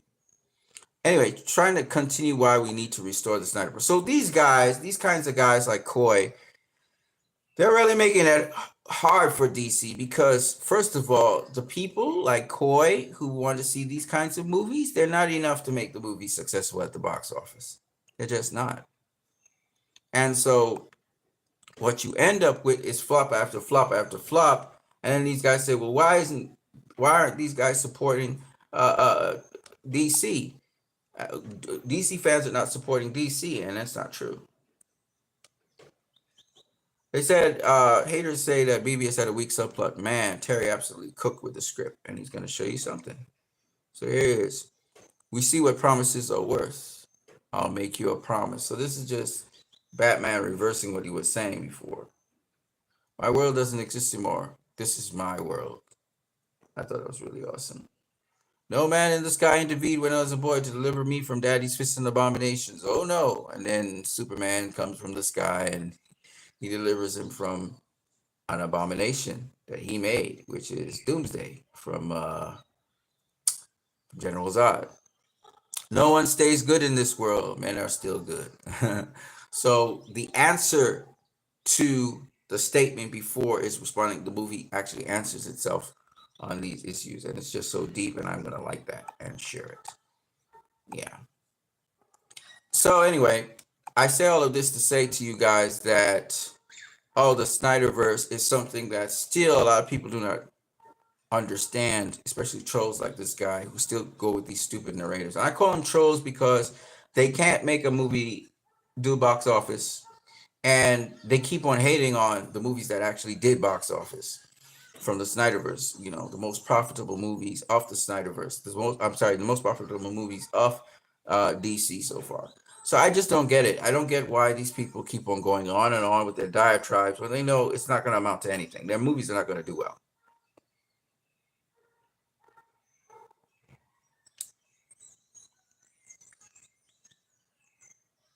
Okay, before I go into Free Palestine, there's something else I have to say, and I'm trying to find it. Okay, so this is the place that James Gunn was talking about, and that's the house. Of course, this is just a pictorial view of it from somebody who took the picture. It's pretty cool. I don't see anything really bad about it. It's a building. Why not? What they do with it is going to make a difference. So I'm not knocking what James Gunn did while everybody else is hating on this stuff. I'm not going to do that. I'm an objective person. Oh, happy birthday to Mohammed. He just made up. Okay, trending, restore the Snyderverse. The time is now. So it's been trending for the longest, for 3 years straight. Restore the Snyderverse has been trending. It's just what it is, man.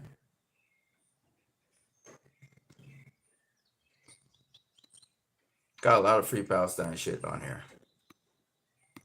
Trying to get past all of this. Oh yeah. So Zack Snyder posted this up on his Twitter about, this is with the making of BVS downtown. I believe this is Chicago. This is where the Black Zero event happened. I think he's facing where the Black Zero event was happening, and that is behind him. So I think when we see the movie, we're seeing the opposite end, the end that he's looking at right now. which I thought was really interesting. This was went back in the day, 2016 or 2015 when he was shooting. Um, and it seems cryptic to me that Zack Snyder would do something like this. I don't know. He's just responding to what was put in the trades this way. Maybe he's still working on something with 300. I don't know. I don't know if Warner Brothers is actually going to pull him on board to restore the Snyderverse. I would love for that to happen, but I don't think it's going to happen while James Gunn is doing his Superman movie. I think they'll wait till after, and Zack Snyder or George Miller will be used as backups maybe for that. We'll have to wait and see.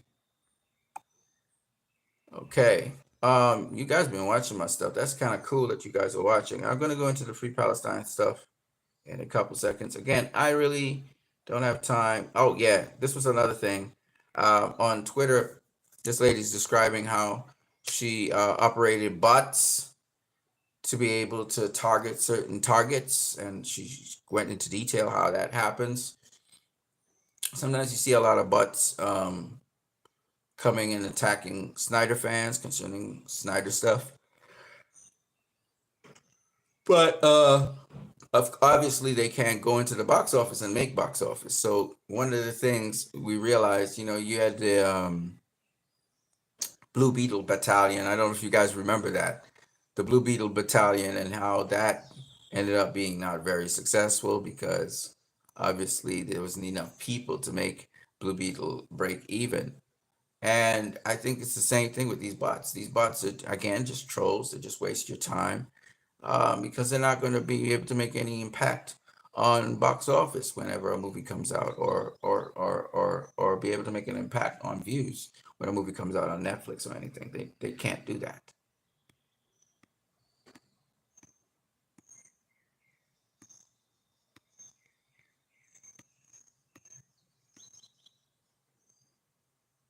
When was peak DC fandom? I believe peak DC fandom was with the Snyder Cut release.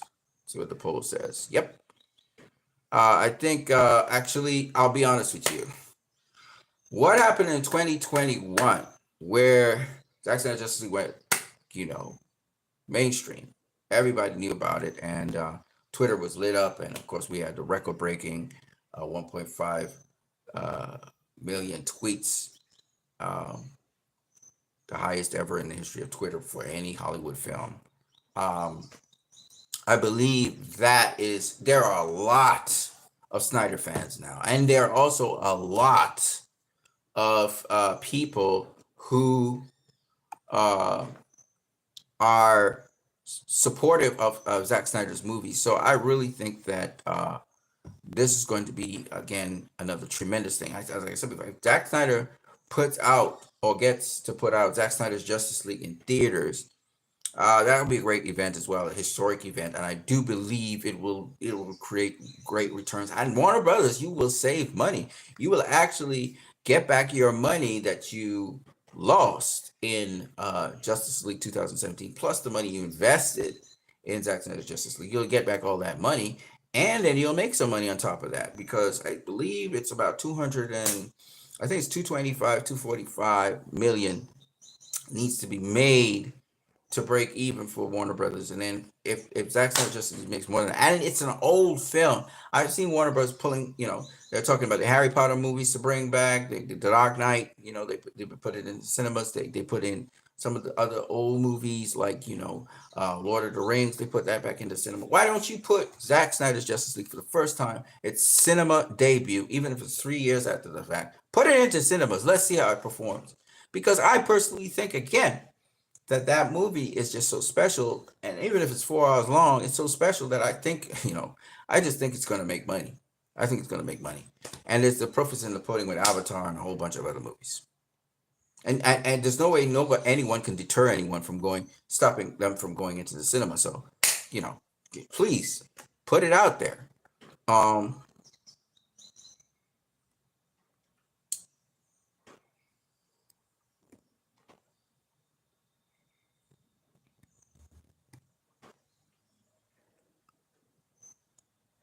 Okay, they're just comparing. I wouldn't do that.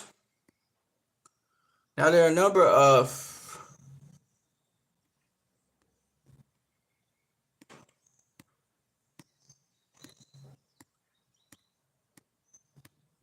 um, okay, that's about it for me. There's a number of other things I like to talk about concerning Restore the Snyderverse, but I think I covered most of everything. So I'm gonna leave it. Oh, look at this! Oh my God! If Zack is returning to WB to direct the 300 prequel, it means their relationship is repairing, which means Zack Snyder's Justice League 2 and 3 isn't an impossible outcome. Don't give up. Restore the Snyderverse. Thing about it is, and Sammy actually had. Let me go to Sammy the Snyder Queen because she actually made an observation that was pretty good. Let me see if I can find it here somewhere. Oh fuck, dude! What the fuck? I don't know how I moved so fast, but hold on a second. Let me go to replies actually. Maybe. Hold on a second.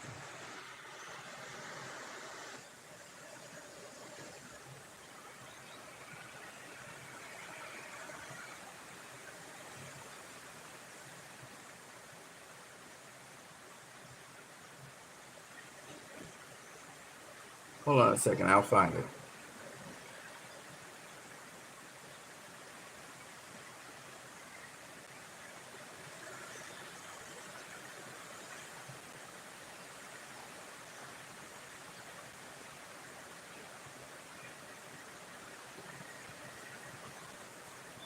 Just hold on a second. I'll get it. Man, it's been raining all day. It's been interesting. Today's been an interesting one.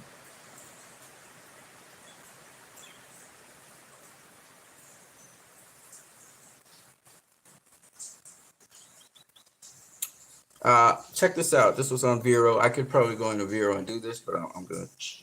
So E Boogie, he said, must be annoying to constantly get Snyderverse questions when you're just minding your business, taking photos of nature. But do you ever sit and think about the ancient Kryptonian or the Tanagarians? Restore the Snyderverse. And he says all the time.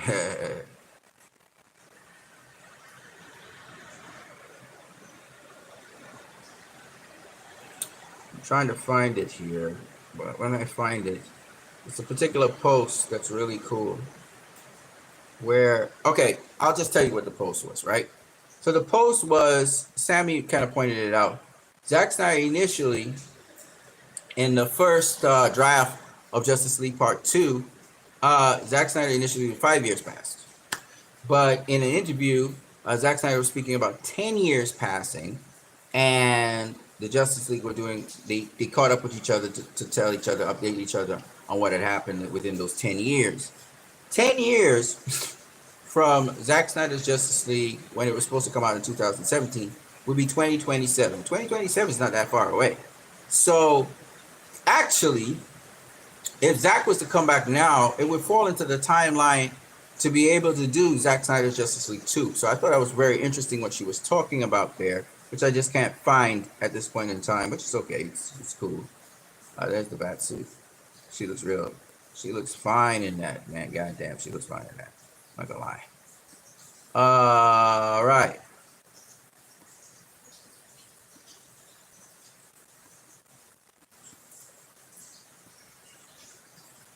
So now, with that being said, we're getting ahead of ourselves by thinking that Zack's coming back to Warner Brothers. That's interesting, but let's see what really transpires with that. And hopefully, if Zack somehow ends up coming back to DC, we can expect the whole gang to come back.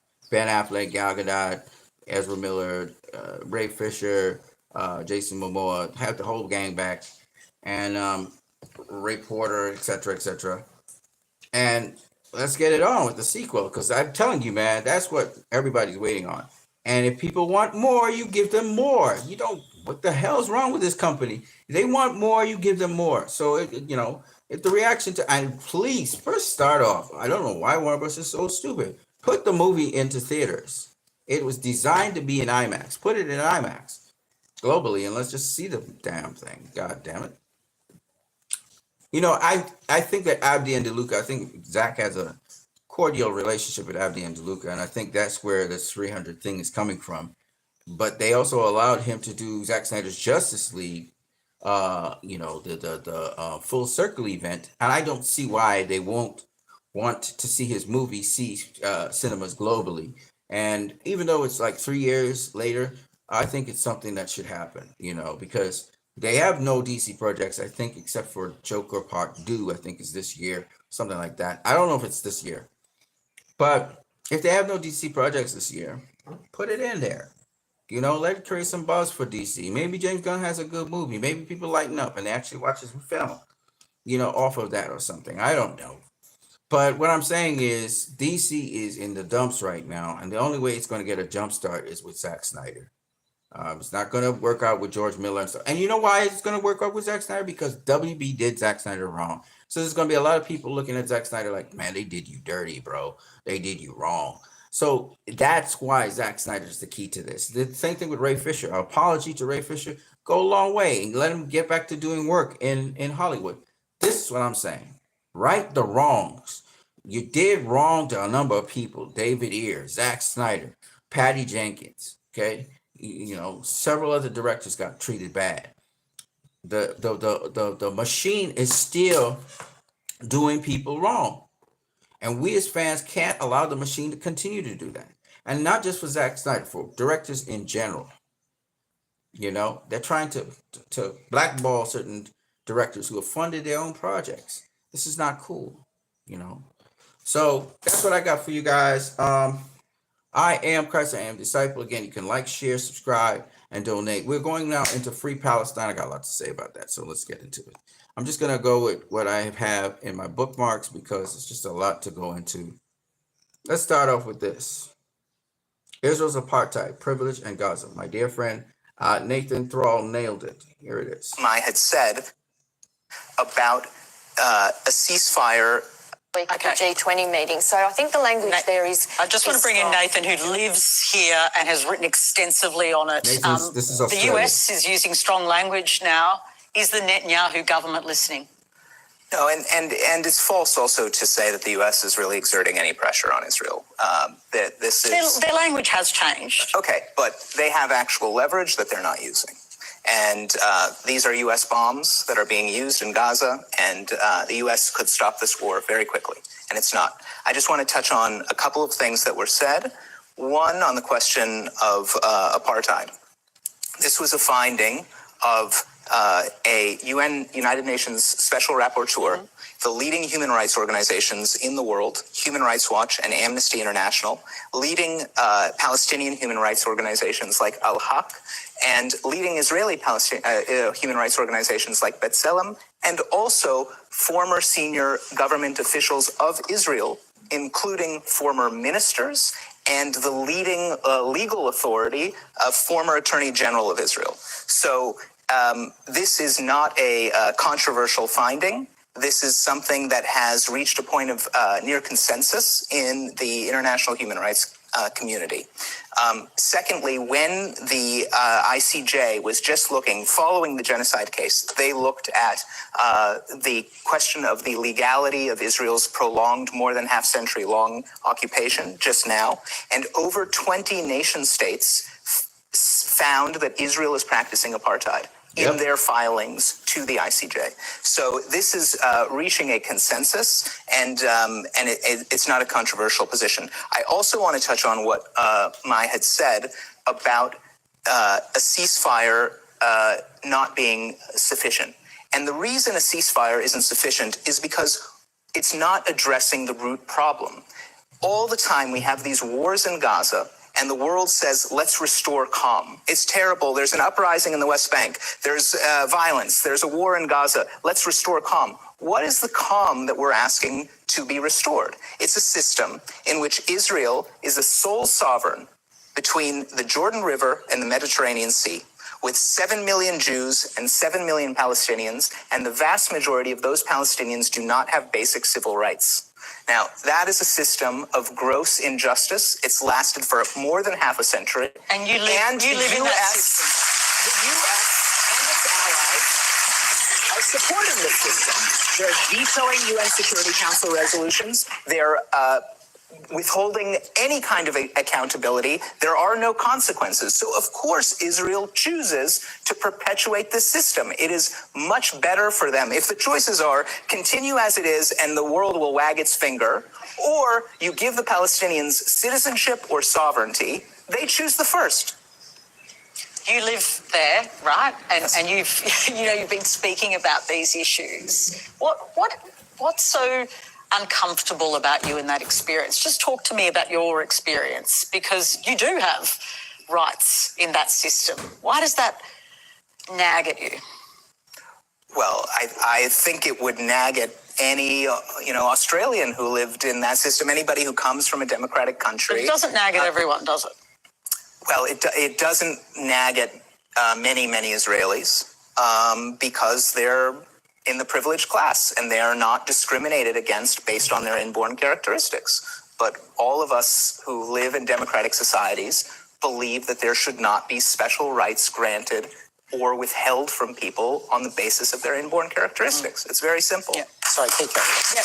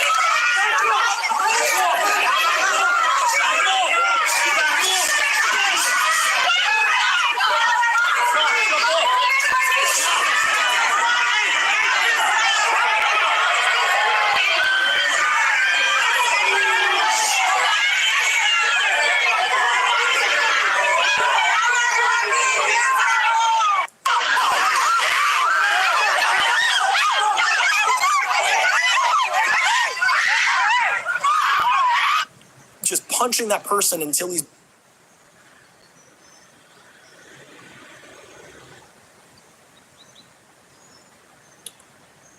The French banned Israeli companies from participating in this year's annual Eurosatory Arms Defense Industry Exhibition in Villepinte near Paris next month.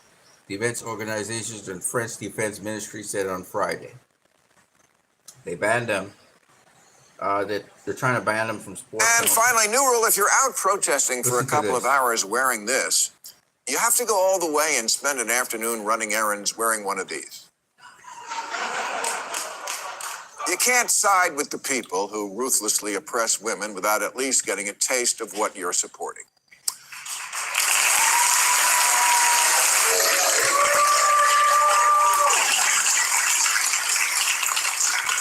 Well, now that summer is here and the Hamas-backing college protesters have dispersed back to their summer internships at Goldman Sachs, I thought it might be a good time to say this. I actually admire your youthful idealism, and our world would be poorer without it.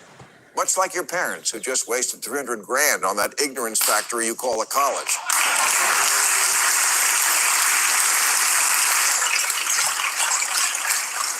Not that I think it's your fault being this poorly educated and morally confused. That takes a village.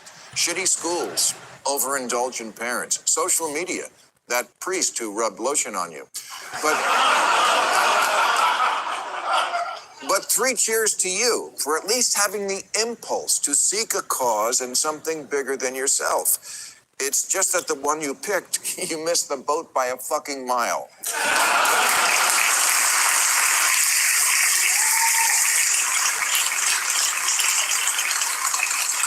But here's the good news. You want a cause? Because I totally got one for you.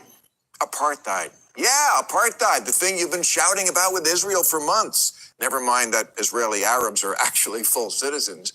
You learned that word from a 2 Chainz song and discovered that protesting South Africa's apartheid in the 80s was a righteous cause, and so it was. To this day, when celebrities are asked who is the person they most admire, one name is always the safest choice.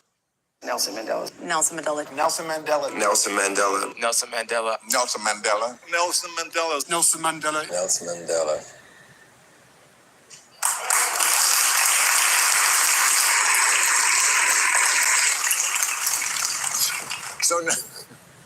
So naturally, when you heard that Israel was an apartheid state, it gave you such a boner, you literally pitched a tent.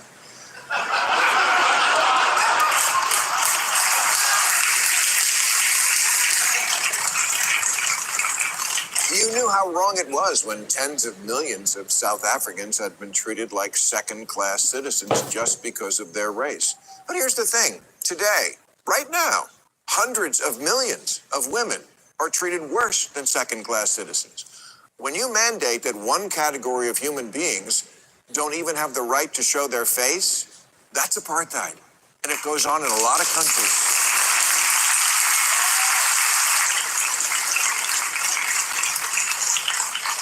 For the last couple of years, women in Iran have been saying, take this hijab and shove it.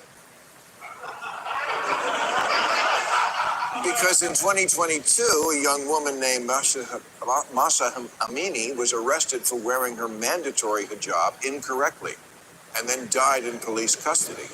And now security forces have killed over 500 people protesting her death and this obvious human rights violation. How about defunding those police?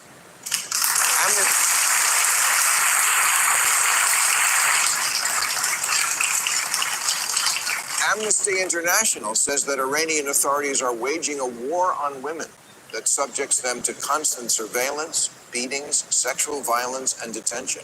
What P. Diddy calls a hotel stay.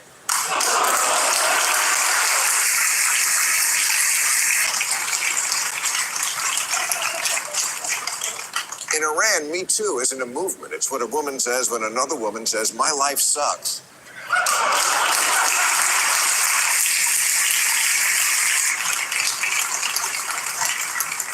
Yasmin Mohammed is a human rights activist who got married off to a Muslim man with fundamentalist views about women, not exactly uncommon in the Muslim world. He forced her to wear the niqab all the time, including once beating her because she took her hijab off at home because the apartment had a window through which people might see in. And this was in Vancouver. Here's what Yasmin said about veiling. It just suppresses your humanity entirely. It's like a portable sensory deprivation chamber, and you are no longer connected to humanity. You can't see properly. You can't hear properly. You can't speak properly. People can't see you. You can only see them. Just little things, passing people on the street and just making eye contact and smiling, that's gone. You're no longer part of this world, and so you very quickly just shrivel up into nothing under there. And that's my answer when someone says Islamophobe.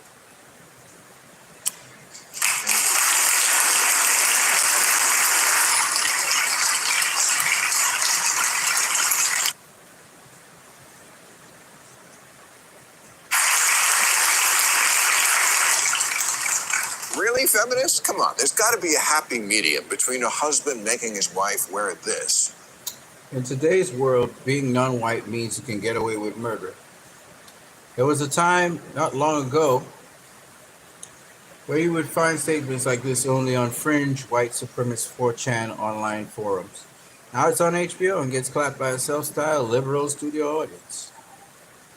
What Media Sound is saying is, what you just heard from Bill Maher, I don't know if you could hear everything, but Bill Maher, he changed the goalposts. He decided to, he said, oh, why are you worried about that? What about this? So he goes from one atrocity to another. He's trying to validate an atrocity with another atrocity. Women's freedom in a Islamic state, or in a nation where Islam is taught, has absolutely nothing to do with the inequality of a people who's being oppressed every day, brutalized every day, and beaten every day, killed and murdered every day. So He's trying to equate two things that are two separate things. And if women are being oppressed in these countries, Mad Max says don't trust WBD. Shout out to Mad Max. If women are being oppressed in these countries, then it's not a good thing either. But that doesn't negate that the Palestinians are being mistreated in their country. It doesn't. And a husband making his wife wear this. Let's keep it moving. Benjamin Rubenstein, who's a Jew, he says you cannot sustain a state on the corpses of children. Eventually Israel will fall and the world will be better off. I agree. If you don't see it by now, Mad Max says, peace and blessings, Christ I am disciple. Shout out to you, my brother. Peace and blessings to you, Mad Max. Hey, man, I got to say something about the entertainment industry. I believe that the entertainment industry right now, we're beginning to see through what's really going on. The CIA, the Zionists, the trying to control the population, make them believe certain things. You know, subliminally, they've always had us think that Arabs are suicide bombers. There are always people who are suffering and they try to put their pain on other people, and it's not true. Eric Clapton came out and said this. Eric Clapton, Israel is running the world, by David Brin. That's what Eric Clapton said. Megatron says, a very bad day for Israeli army in the war with Hezbollah. Israel's most advanced drone, Hermes 900, has been shut down over Lebanon. An Israeli military base is also completely destroyed. Let me get you fucking turn off, motherfucker. Where the fuck is that? Alright, never mind. Who is the terrorist? It says Dr. Anastasia Maria Lupis. I'm going to say this. She's a proponent of pro-Israeli, pro-Palestine. Okay, this is Palestine city. This is Syria's city after destruction. Yemen after destruction. Iraq after destruction. Afghanistan after destruction. Lebanon after destruction. Tel Aviv is held up. I want to say this. The terrorists is the United States of America. They're destroying all the Islamic nations, and they're propping up their Western colonial experiment, Israel. They're defending Israel tooth and nail because Israel is of their interests, whereas Israel is creating havoc, both bombing places in Lebanon right now, Syria, Iraq, okay, and Palestine. Yemen's been bombed using bombs, U.S. bombs. Afghanistan was bombed by the U.S. It's the same bullshit. Let's talk about 21st century Listen to colonization. Let's talk about colonization in action. Explain to me how this is not a land grab. Explain to me how this is not expropriation of Palestinian territory. Again. This land is being chopped up. You now have a buffer zone around the entire boundary, including, by the way, the shoreline. You also have this slice right through the middle of the land that has now partitioned a northern and southern Gaza, which is going to be so much easier to continue to expropriate, to continue to invade and pillage. Let's talk about the simplest definition of colonization. The action or process of settling among and establishing control over the indigenous people of an area, or the action of appropriating a land or domain for one's own use. So basically, she's breaking down for us the colonization project, which is Israel. And she's going to just like blow this whole thing open very easily. And she does it on TikTok, which is really cool. That's why, again, the United States of America is trying to outlaw TikTok. This is a colonial war. This is a war of conquest. This has been part of the white supremacist and Eurocentric expansion package since the 1400s. And it's worth noting that early Zionists not only accepted this as a colonial project, but described their mission as colonization. They weren't ashamed of this. They've been calling this exactly what it is for the last 100 years or more. Theodor Herzl, the literal founder of Zionism, placed himself among the colonial thinkers of the late 1800s, early 1900s. He wrote specifically about the expropriation of Arab lands to people who were ethnically Ashkenazi. In modern international law, biblical land deeds cannot hold. You saying, oh, my biblical ancestors lived there thousands of years ago, cannot be a current 21st century reason for appropriation of land, settlement, and the active genocide and bombardment and brutality toward the indigenous population. Because international law is not built on the Bible, the Torah, or any religious text. This isn't about religion. It's about resource allocation. It's about land theft. And this is just transparent as fuck. Yep. This is very true. Let's talk about 21st century colonization. So basically, she just blew the thing open that they're stealing the land from the people and driving them out, which is ethnic cleansing and illegally stealing land, by the way. The settlers are doing that dirty work. Let's keep it moving. One sec. Scroll down a little bit.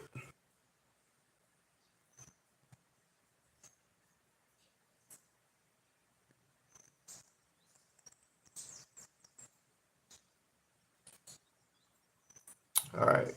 This guy, again, I want you to hear him. See, the river to the sea is about geography. I just say about the river to the sea because this is very important. This is very important. I will say this about the river to the sea. The river to the sea is about geography, okay? It's about the Mediterranean Sea and the Jordan River, okay? Now, between those two geographical features at the moment, what we have is a Jewish supremacy. It's a regime of Jewish supremacy. That's what we have right now. Freedom. Well, it's Israel. It's an Israeli state. Well, no, it's not the Israeli state because in the occupied territories, the Israeli state is suspended. It's a military occupation. So it's a Jewish supremacy from one side to the other, a state that privileges Jewish existence over Arab existence. Now, the freedom. Palestine shall be free. We call that geography Palestine, and lots of people call that geography Palestine. It wasn't contentious. It's been in the English language for hundreds of years, right? We call that geography Palestine. Between the river and the sea, Palestine will be free. Freedom is not a political arrangement. Freedom is a human condition. But not only that, it's an essential precondition for any political arrangement you care to name, whether it's a one-state solution, a two-state solution, John Bolton's three-state solution, Shimon Peres's confederation with Jordan, any of these arrangements, first to be entered into, the people undertaking them have to be free. This is what Nelson Mandela said. He said, prisoners cannot negotiate, only free men can enter into contracts. I've got to interrupt because the chant does not talk about everyone and equal rights. It says from the river to the sea, Palestine will be free. So it refers to one state, does it not? It refers to a geography and freedom within that geography. All right. I just say about the river to the sea because this is very important. This is very important. I will say this about the river. Okay, so I thought that clarifies from the river to the sea, Palestine will be free. It's a freedom chant. It's basically along the lines of what Martin Luther's "I Have a Dream" speech is saying. Okay, here is another one for you guys. And in that time, I probably dealt with the IDF on 5 separate occasions. Quick spoiler alert, none of these experiences were positive. The first time I went through an IDF checkpoint, I was with a group of my Palestinian friends and one of my coworkers. We were going from Nablus to Ramallah. So during the trip, we were all having a great time, sharing music, playing music from the speakers and things like that.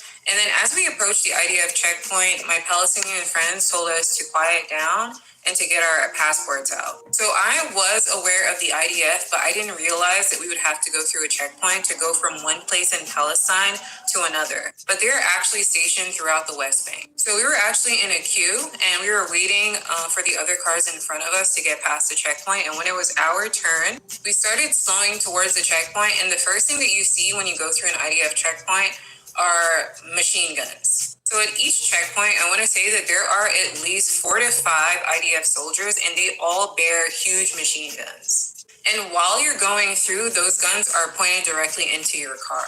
So basically, if they wanted to shoot and kill us at that point, they could have. We reached the checkpoint and they talked to us like dogs. That's number one. So while they're talking to us like dogs, there's machine guns pointing in our cars. There's two in the back who are laughing and whatever. So while we were all aware of the fact that we could die right there because a huge gun is pointing at our face, they're back there having laughs and whatever. So I'm black, my coworker's white, and our Palestinian friends are brown. And so they noticed a difference in races, and so they asked me and my coworker, for our passport. There was no amount of respect in their tone. It genuinely felt like they did not see us as people, which I believe that they didn't. There was one instance during the night when the IDF blocked a road that would typically be open, and so we had to take a side street in the car in order for us to get on another road for us to eventually get home. So they also block roads whenever they want to.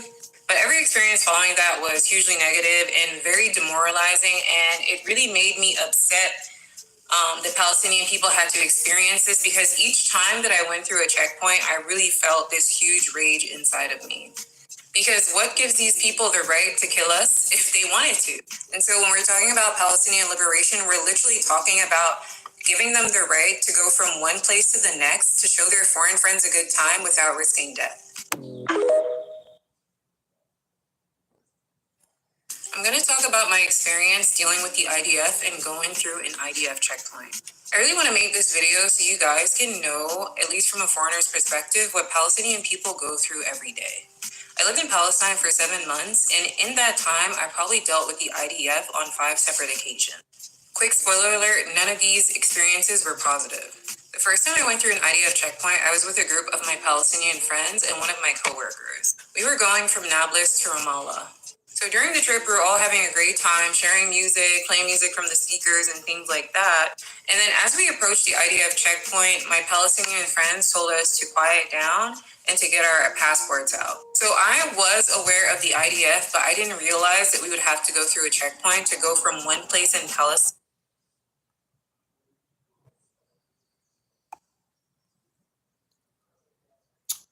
Now, the UN Secretary General in Israel admit there was zero evidence of rape on October 7th after examining all of the 5,000 photos, 5,050 hours of video and audio from the day. Mass rape on October 7th was just another Israeli atrocity, propaganda like 14 beheaded babies.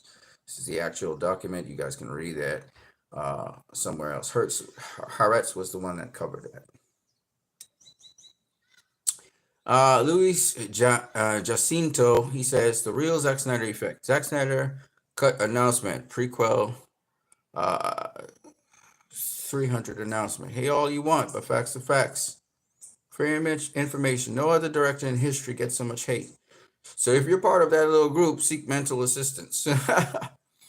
And let me just show you guys what happened. Like I said before, when this happened, WBD stock rose immediately. And you can see that there between the 31st and the 1st of April. Once the announcement was made, the stock went up in the air. And the same thing happened when Zack Snyder's Justice League was announced that it was coming out on HBO Max. When it was released on HBO Max, again, historically, the stock went record high, 77 point something. They have 75.95, but 77 point something. This was, again, in the year 2021, March 18, 2021, that's what the stock was. March 19, 2021, it was 77.3 something or something like that. So it was historically high. It started to drop again when Aaron Sorkin said there would be no sequel. And we had a big hashtag, Restore the Snyderverse, that was going on at the time.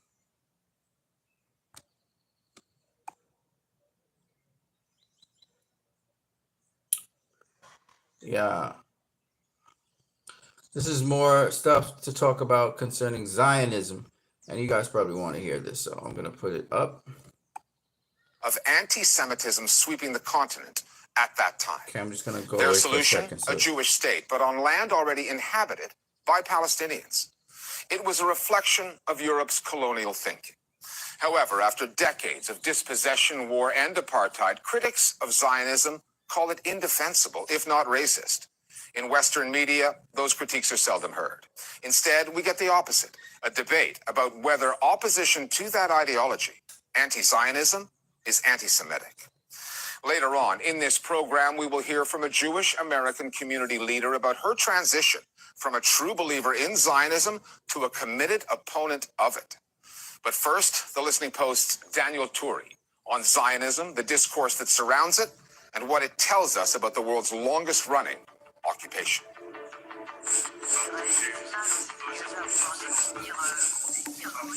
Across the Western world, from parliaments to TV studios, opinion makers have been pushing an alarming message.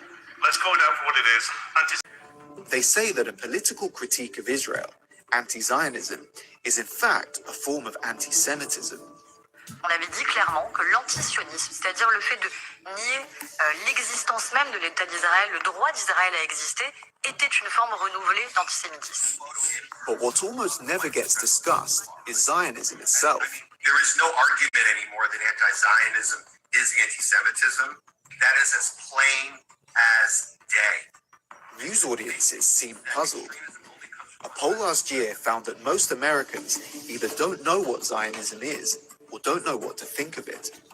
Zionism is the idea of Jewish nationalism, and its ultimate goal was a Jewish state in Palestine. This goal was achieved in 1948 with the establishment of the State of Israel. Zionism is now the official ideology of the State of Israel. Zionism is central to understanding what's happening in Palestine and Israel at this moment. Zionism is the motive force of the confiscation of land in Palestine, and it is at the very core of the ethnic cleansing and genocide we are witnessing today. Like most ideologies, Zionism emerged as a response to a problem. In the late 19th century, anti-Semitism in Europe had reached historic levels. Thousands of Jews were killed in a succession of pogroms, with many more driven from their homes. Among the Jewish intellectuals proposing solutions was Theodor Herzl, a journalist in Austria-Hungary. Herzl called for the creation of a Jewish state outside of Europe, soon choosing Palestine as the promised land. He knew this would entail the displacement of Palestinians. But as Herzl himself noted, Zionism was a colonial idea. The colonial mindset was absolutely crucial to Zionist ideology. All the founding fathers of Zionism were Europeans, and Theodor Herzl thought of the Jewish state in Palestine as an extension of Europe. He spoke about the Jewish state as manning the ramparts of Western civilization against Eastern barbarism. At this point, colonialism is not a bad word. The United States and Europe are really subjugating non-European peoples throughout the global South. And it's at this moment that Zionism is really born. This is one of the tragedies of Zionism, and that Zionism was really a response to racial understandings of the hierarchies of humanity. At the same time that Zionism sought an escape from those hierarchies, unfortunately, it would recreate them in Palestine. The Jews saw themselves as running away from a Europe that was not working for them, and making in Palestine something that could be of their own. But this worked out for the Palestinian peasantry as being something like displacement. The Zionists then thought, well, yeah, but you have this immense Arab world. So if you have to move a few miles, is that so bad? I mean, this is the way they thought they were operating in a world of complicated justice. No, but you can't force people out of their property. Before World War II, most Jews did not support the Zionist cause. Many opposed it, and in Palestine, Jewish settlers were a minority. Some advocated peaceful coexistence with the Palestinians, but most Zionist leaders favored a more militant approach. Among them, Ze'ev Jabotinsky, the father of a new kind of Zionism on the right. In 1925, Jabotinsky wrote, "Zionism is a colonizing adventure, and therefore it stands or falls on the question of armed forces. Zionist militias were established and soon played a decisive role. In the wake of the Nazi Holocaust, Jewish refugees arrived in Palestine, and the United Nations approved the creation of Jewish and Arab states. Latest pictures from war-torn Palestine provide these impressions of Haganah forces consolidating areas under their control. During the fighting that followed, the militias carried out the Nakba, the catastrophe, expelling roughly 750,000 Palestinians from their homes to make way for Israel. So we Palestinians have been talking about our condition as an ongoing Nakba, as an ongoing catastrophe. My parents were both children in 1948, and both their families became refugees. They lost everything. And so that is the crux of the Palestinian condition, that Zionism is premised on the very erasure of Palestinian political rights. What it has meant on the ground since 1948 until this moment has been dispossession, separation, condition of relentless exile. The guiding principle of the State of Israel has been about building as large as possible Jewish state in Palestine with as few Arabs inside its borders as possible. In 1948, Israel perpetrated the Nakba. 750,000 Palestinians became refugees. In 1967, after the Six-Day War, Israel trebled its territory, and there was 250,000 refugees from the West Bank who were not allowed to return. So this is the logic of settler colonialism, ethnic cleansing. In my opinion, Zionism is a racist ideology because it privileges one ethnic group over the other. I don't think of Zionism as racism. I think of Zionism as being a movement which is very internally focused. It was trying to create something novel. And because in order to create something novel, it had to self-segregate. Other people outside of the rubric, the precincts of Zionism, may have felt excluded and may interpret that as racism. יהי זכרו של זאב ז'בוטינסקי, איש הספרא והסייפא, ומאור ציוני ענק, ברוך לעולמי עד. Israel's Prime Minister Benjamin Netanyahu sees himself as the heir of the right-wing Zionism championed by Ze'ev Jabotinsky a century ago. Netanyahu's father was Jabotinsky's secretary. But the strands of Zionism that drive Netanyahu and the religious hardliners in his coalition are even more extreme. מדינת ישראל חייבת לשלוט ביטחונית על כל השטח מערבית הירדן. His government has ramped up the building of illegal settlements in the occupied West Bank. The devastation of Gaza in response to Hamas's attacks on October the 7th has put Israel on trial for genocide at the world's highest court, and they plan to take it even further. In the war, Israel's aim was to render Gaza uninhabitable, and the level of devastation is unprecedented. There is an Israeli ministry's plan for depopulating the whole of Gaza. There was a meeting in Jerusalem for the resettlement of Gaza. 12 ministers attended this meeting. אנחנו מיישבים את ארצנו לאורכה ולרוחבה, שולטים בה, נלחמים בטרור תמיד. And this is the climax of something that was inherent in Zionism from the beginning. Over in the US, Israel's biggest ally, support for Zionism spans the political spectrum, starting in the White House. 35 years ago, I said, you don't have to be a Jew to be a Zionist, and I'm a Zionist.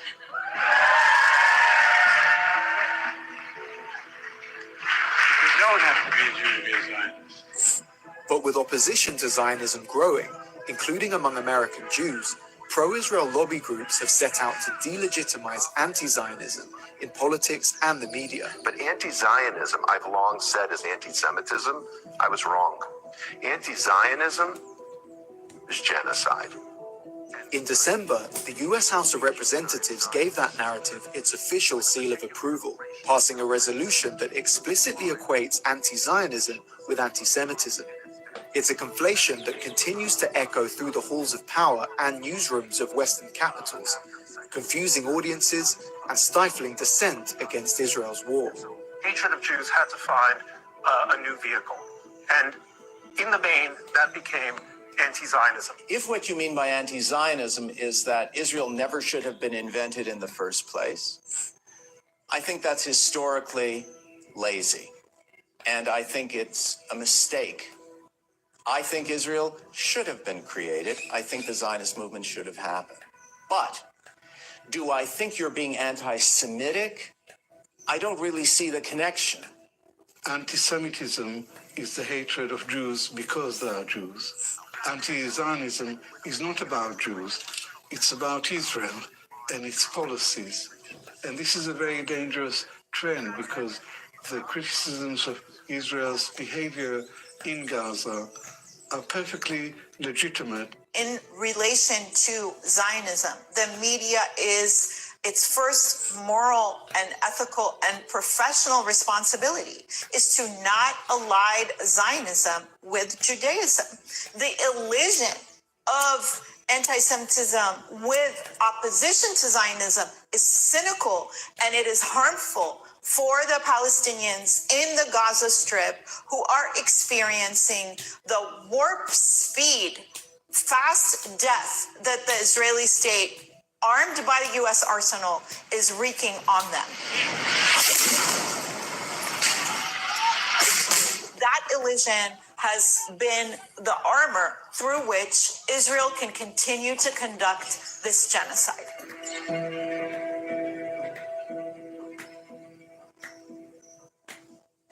The conflation of anti-Zionism with anti-Semitism is provoking pushback from a growing number of young Jewish Americans. Anti-Zionist Jews have formed a major part of the anti-war protests that have taken place across the U.S., and they are not taking kindly to being accused of racism towards their own community. Given the importance of U.S. support for Israel, it is a movement that could prove pivotal. Simone Zimmerman is one of the leaders of that movement, the co-founder of If Not Now, an advocacy group that aims to sway American Jews against the occupation. She also campaigns against anti-Semitism and its weaponization by the pro-Israel lobby. But she wasn't always on that side of the argument. Simone Zimmerman was raised a committed Zionist. Her transition away from that way of thinking forms the core of an award-winning documentary called Israelism that was released last year. I wanted to know answers from within my own community, and nobody could answer those questions for me. How is it that I am like the best the Jewish community has to offer? I've been through all the trainings, all the programs, and I don't know what the occupation is. I don't know what the settlements are. Simone Zimmerman joins us now from New York City. Simone, thank you for speaking with us here today at the Listening Post. In that documentary, Israelism, a core theme was your personal turn away from Zionism. To start with, talk about your former self, the pro-Israel activist. What did you believe at the time, and how did you come to disbelieve it? Well, I grew up with a narrative about Israel that was incredibly romantic and frankly simplistic. I grew up with an idea of my commitment to Israel as inseparable from my Judaism. I grew up spending a lot of time in Israel, and I planned to go be an Israel advocate on my college campus. We often said that that was the other battlefield. You know, the college campus is the battlefield for Israel's legitimacy. And so I wanted to go help tell the truth about Israel. Now that all got quite complicated for me when I began actually meeting students on my campus who had different life experiences related to Israel in different ways. I began reading texts by both Palestinian and Israeli historians who complicated the story of 1948. I learned about the Nakba, the mass displacement of Palestinians in 1948 that led to the founding of the state. And very quickly, that narrative was complicated and shattered for me. And you're not the only one, because there's There's been a broader shift amongst young Jewish Americans towards opposition to, or at least ambivalence about Zionism. And we've heard those pro-Israel lobbyists say, we've lost the kids. Do you think they'll ever get those kids back? For many Jews, Zionism has meant a movement that led to the safety that offered an escape route and safety for our grandparents' generation. That's true in my own family story.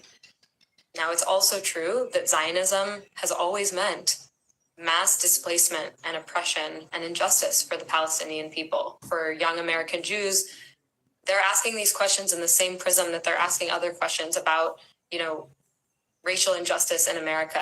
What young people are seeing on our phones right now, these live stream horrors. 24 شهيد, 24 people were killed here.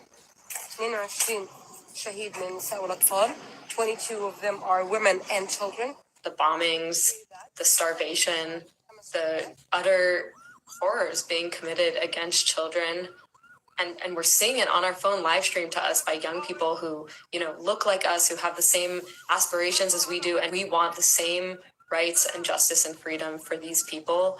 And the basic ability to live freely and safely that we have. And I think seeing that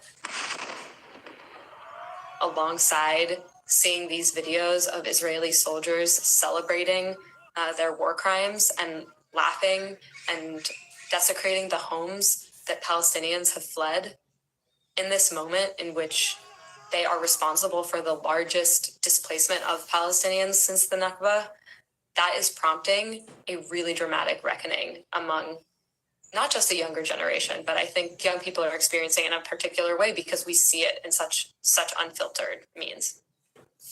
A lot of Israel's supporters in the U.S., when we've seen it, they've done it in the media, they've taken to labeling anti-Zionism as pure anti-Semitism. What do you make of that argument, that conflation? Is there a crossover there? How do you see it? Look, anti-Semitism can show up anywhere along the political spectrum, just like racism and sexism. I think the real question is, what are the animating values of a movement? And a misrepresentation that we keep seeing consistently is the tarnishing of the movement for Palestinian freedom. They see something on TikTok and they're like, Israel bad and Hamas good. And they go out and they start shouting at Jews. It's a movement whose core motives and goals are to stop this mass killing in Gaza, to protect Palestinian life, to demand justice and freedom for the Palestinian people. And we see time and again the misrepresentation of that movement with these false charges of anti-Semitism in ways that, first of all, are such an unfair and grave attack on this movement. And in addition, they create deep confusion about what anti-Semitism is, and it actually makes it harder to identify anti-Semitism and be able to root it out. You also do important work combating anti-Semitism, and anti-Jewish hate has been on the rise since October 7th. Is the media discussion around that topic, anti-Semitism, doing anything to help people understand what it really is and to fight it? Yeah, well, I think that's why it's so important to actually talk about this conflation of Jews and Israel and to do our best to separate the two. The so-called leading organization that is often the leading source cited in media around this is the Anti-Defamation League. But the ADL actually has a long history of being opposed to justice movements, most significantly the movement for Palestinian freedom. And in the latest statistics that they've released, and this is not a new phenomenon post-October 7th, but they've certainly escalated in this campaign, they include in their list of anti-Semitic incidents protests led by Jewish organizations and Jewish individuals. So how can we get a true picture of the state of anti-Semitism in this country when the leading organization responsible for telling us about it does not have reliable data? I think that's deeply dangerous for Jewish people. And I also think it's important to say that, we are seeing increased numbers of Jews in the movement for a ceasefire, for Palestinian freedom. And I believe that those thousands of Jews who are out in the streets, not just in the US, but around the world, are helping fight anti-Semitism because we are breaking that conflation between Jews and Israel's devastating assault on the Gaza Strip. There's documented evidence that whenever there is escalated violence in Israel-Palestine, Jews around the world who have nothing to do with that violence often are unfairly on the receiving end of that blowback from individuals who target Jews out of their rage at Israel. Last one for you. As a result of the activism, the exposure you got from that documentary, you've become something of a leader within the Jewish community. How hopeful are you that this movement that you're part of, American Jews Against Israel's Occupation, that something meaningful can be achieved in the coming years? Are we at an inflection point? You know, whenever I get asked this question about hope, it feels important to say, first of all, that it's hard to answer that question in a moment in which Israel has reduced the majority of the Gaza Strip to rubble, in which we are living through the largest attack on Palestinian life and displacement and destruction since the Nakba of 1948. I feel deeply afraid for Palestinians right now, and also for Israeli Jews who are deeply endangered living this ongoing situation. In addition to that, in this moment of such profound darkness and tragedy, it is incredibly powerful to see so many young people waking up, asking questions, young and old people, joining these movements for justice and freedom for all people. If I just think about college campuses, you know, I got to participate in Shabbat and Passover at the Gaza Solidarity encampment at Columbia University. And it was really moving to me to see all of these young Jews there in the encampment, grappling with the histories that they've been taught, having hard conversations with their friends, with their community members. That to me is hopeful. These movements for justice and for accountability are hopeful, because without that, the red lines that we are seeing moved farther and farther away from any semblance of democracy and respect for human life. That is very scary. And so seeing students rising up and demanding that is a path to an alternative. Simone Zimmerman, thank you so much for taking the time to talk. Yeah, so I just wanted to share that with you guys. This is a Rabbi Yaakov Shapiro, who is the head of Jewish delegation in the United States of America, saying that Zionism is not Judaism. Suppressed news showing us the Hamas charter and that Hamas is not against Israeli people, but against the Zionist project itself, Israel itself being an apartheid state and oppressive regime for the Palestinians, particularly in the West Bank, East Jerusalem, and Gaza.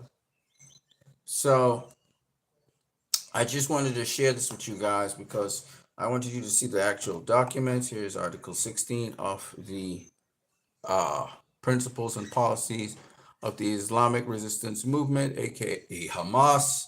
Hamas affirms that its conflict with the Zionist project, not the Jews, because of their religion. Hamas does not wage a struggle against the Jews because they are Jewish, but wages a struggle against the Zionists who occupy Palestine. Yet, it is the Zionists who constantly identify Judaism and the Jews with their own colonial project and illegal entity. Hamas rejects the persecution of any human being or the undermining of his or her rights on nationalist, religious, or sectarian grounds.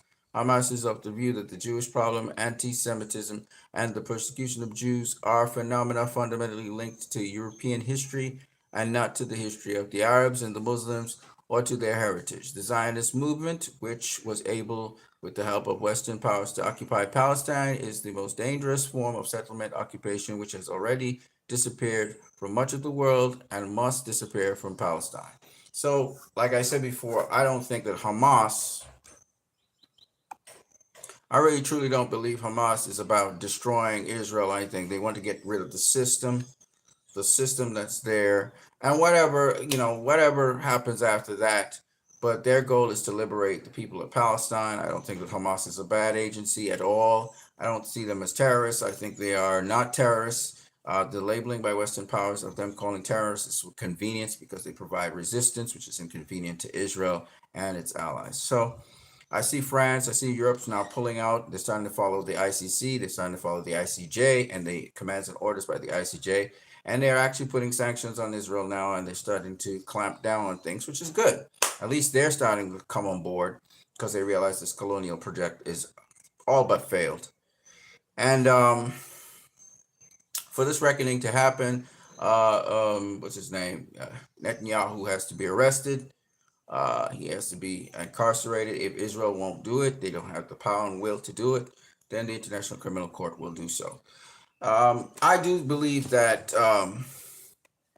Israel has been a plague on the Middle East for a long time, and it's about time that the day of reckoning comes. The day for Palestine and the Palestinians to be free is almost upon us. We will not forget this day when Israel obliterated and killed 35,000, 36,000, 37,000 Palestinians in Gaza, the most ever since the Nakba. And we will not forget also what we have seen in terms of the oppression over those 75 years. So there's no turning back. Israel right now is playing itself a little bit. They're trying to get a ceasefire. Fuck their ceasefire. We don't give a fuck about that, whether they get a ceasefire or not. Netanyahu and all his colleagues will have to pay for their war crimes against humanity and the genocide that they have done. Well, we're coming for you. And I do believe the United Nations, whether the U.S. vetoes our next agreement by the Security Council or not, I believe the United Nations needs to get peacekeeping forces up in there. They don't have to circumvent maybe the Security Council to get that done, but they need to do that. And the countries that are neighboring Israel need to put pressure on Israel now, military threats and so on, to ensure that Israel understands. Turkey needs to ramp it up and start threatening Israel. All the countries, Syria, Turkey, Lebanon, everybody. If you have a military force in you, Egypt, whatever, they need to start threatening Israel. They'll need to get the permission from the United Nations, cease and desist, or else if we cannot get a United Nations presence in there, each individual country with the assistance of the United Nations will have to take steps to assure that Israel is kept in check. It has been a very impetuous neighbor. It has attacked docile cities like Jordan, docile countries like Jordan. You mentioned Israel attacked Jordan. That's ridiculous. So we know what the Greater Israel Project is. It's supposed to take over parts of Syria, Lebanon, Jordan, Egypt, even pieces of Saudi Arabia. So Israel is not looking to stop this advancement that it's doing, and therefore the nations around it being very reasonable, they need to start clamping down on them. Now it's time for action. We had enough talk in the United Nations. It's time to take action on them. So that's what I got for you guys. I don't think that the state of Israel is going to last. I think that colonial project is going to be disbanded. Some people will leave the area. Some people will stay. I think that Palestine will be free. I don't know what new government or new regime it will be. I don't know how the elections will go on. Hopefully, it's still a democracy. And hopefully, the Middle East will be more peaceful. I think some Israelis will stay. They won't be called Israelis anymore. Maybe they'll be called Palestinians like the Palestinians. And everybody will coexist together. Now, with respect to the temple, I don't see any problems with the Israelis building a temple, but you can't build it over the Al-Aqsa Mosque. You can't. So you can forget about that. But other than that, I think there's room for coexistence. I don't know if the Israelis will want to coexist. So a lot of them are going to leave and some are going to stay. But at the end of the day, it's time to clamp down on these people because they're trying to control the whole world. They've bought out the government. The government is corrupt in the United States of America. And those people who are not bought, I advise the American public to back those people to the hilt. So you guys, people like Jill Stein, you got people like Cornel West, Bernie Sanders, OAC, and the whole, squad. Those guys they have not taken any super PAC money. Those are the people you need to back. That's the coalition I would love to see come into government and then do what they got to do. You know what I'm saying? So that's what I got for you guys. I hope that they're wise enough to acknowledge Ukraine's sovereignty, but understand that Ukraine needs to do negotiations with Russia and stop the hostilities with them. That's what they need to do. They need to try and eliminate wars, die down some stuff, use diplomacy. I know those people would definitely not veto anything. They'll go through with it, allow the United Nations to establish Palestine as a state, and then from there we could start working on peace talks on so many different levels. But that's what I got for you guys right now.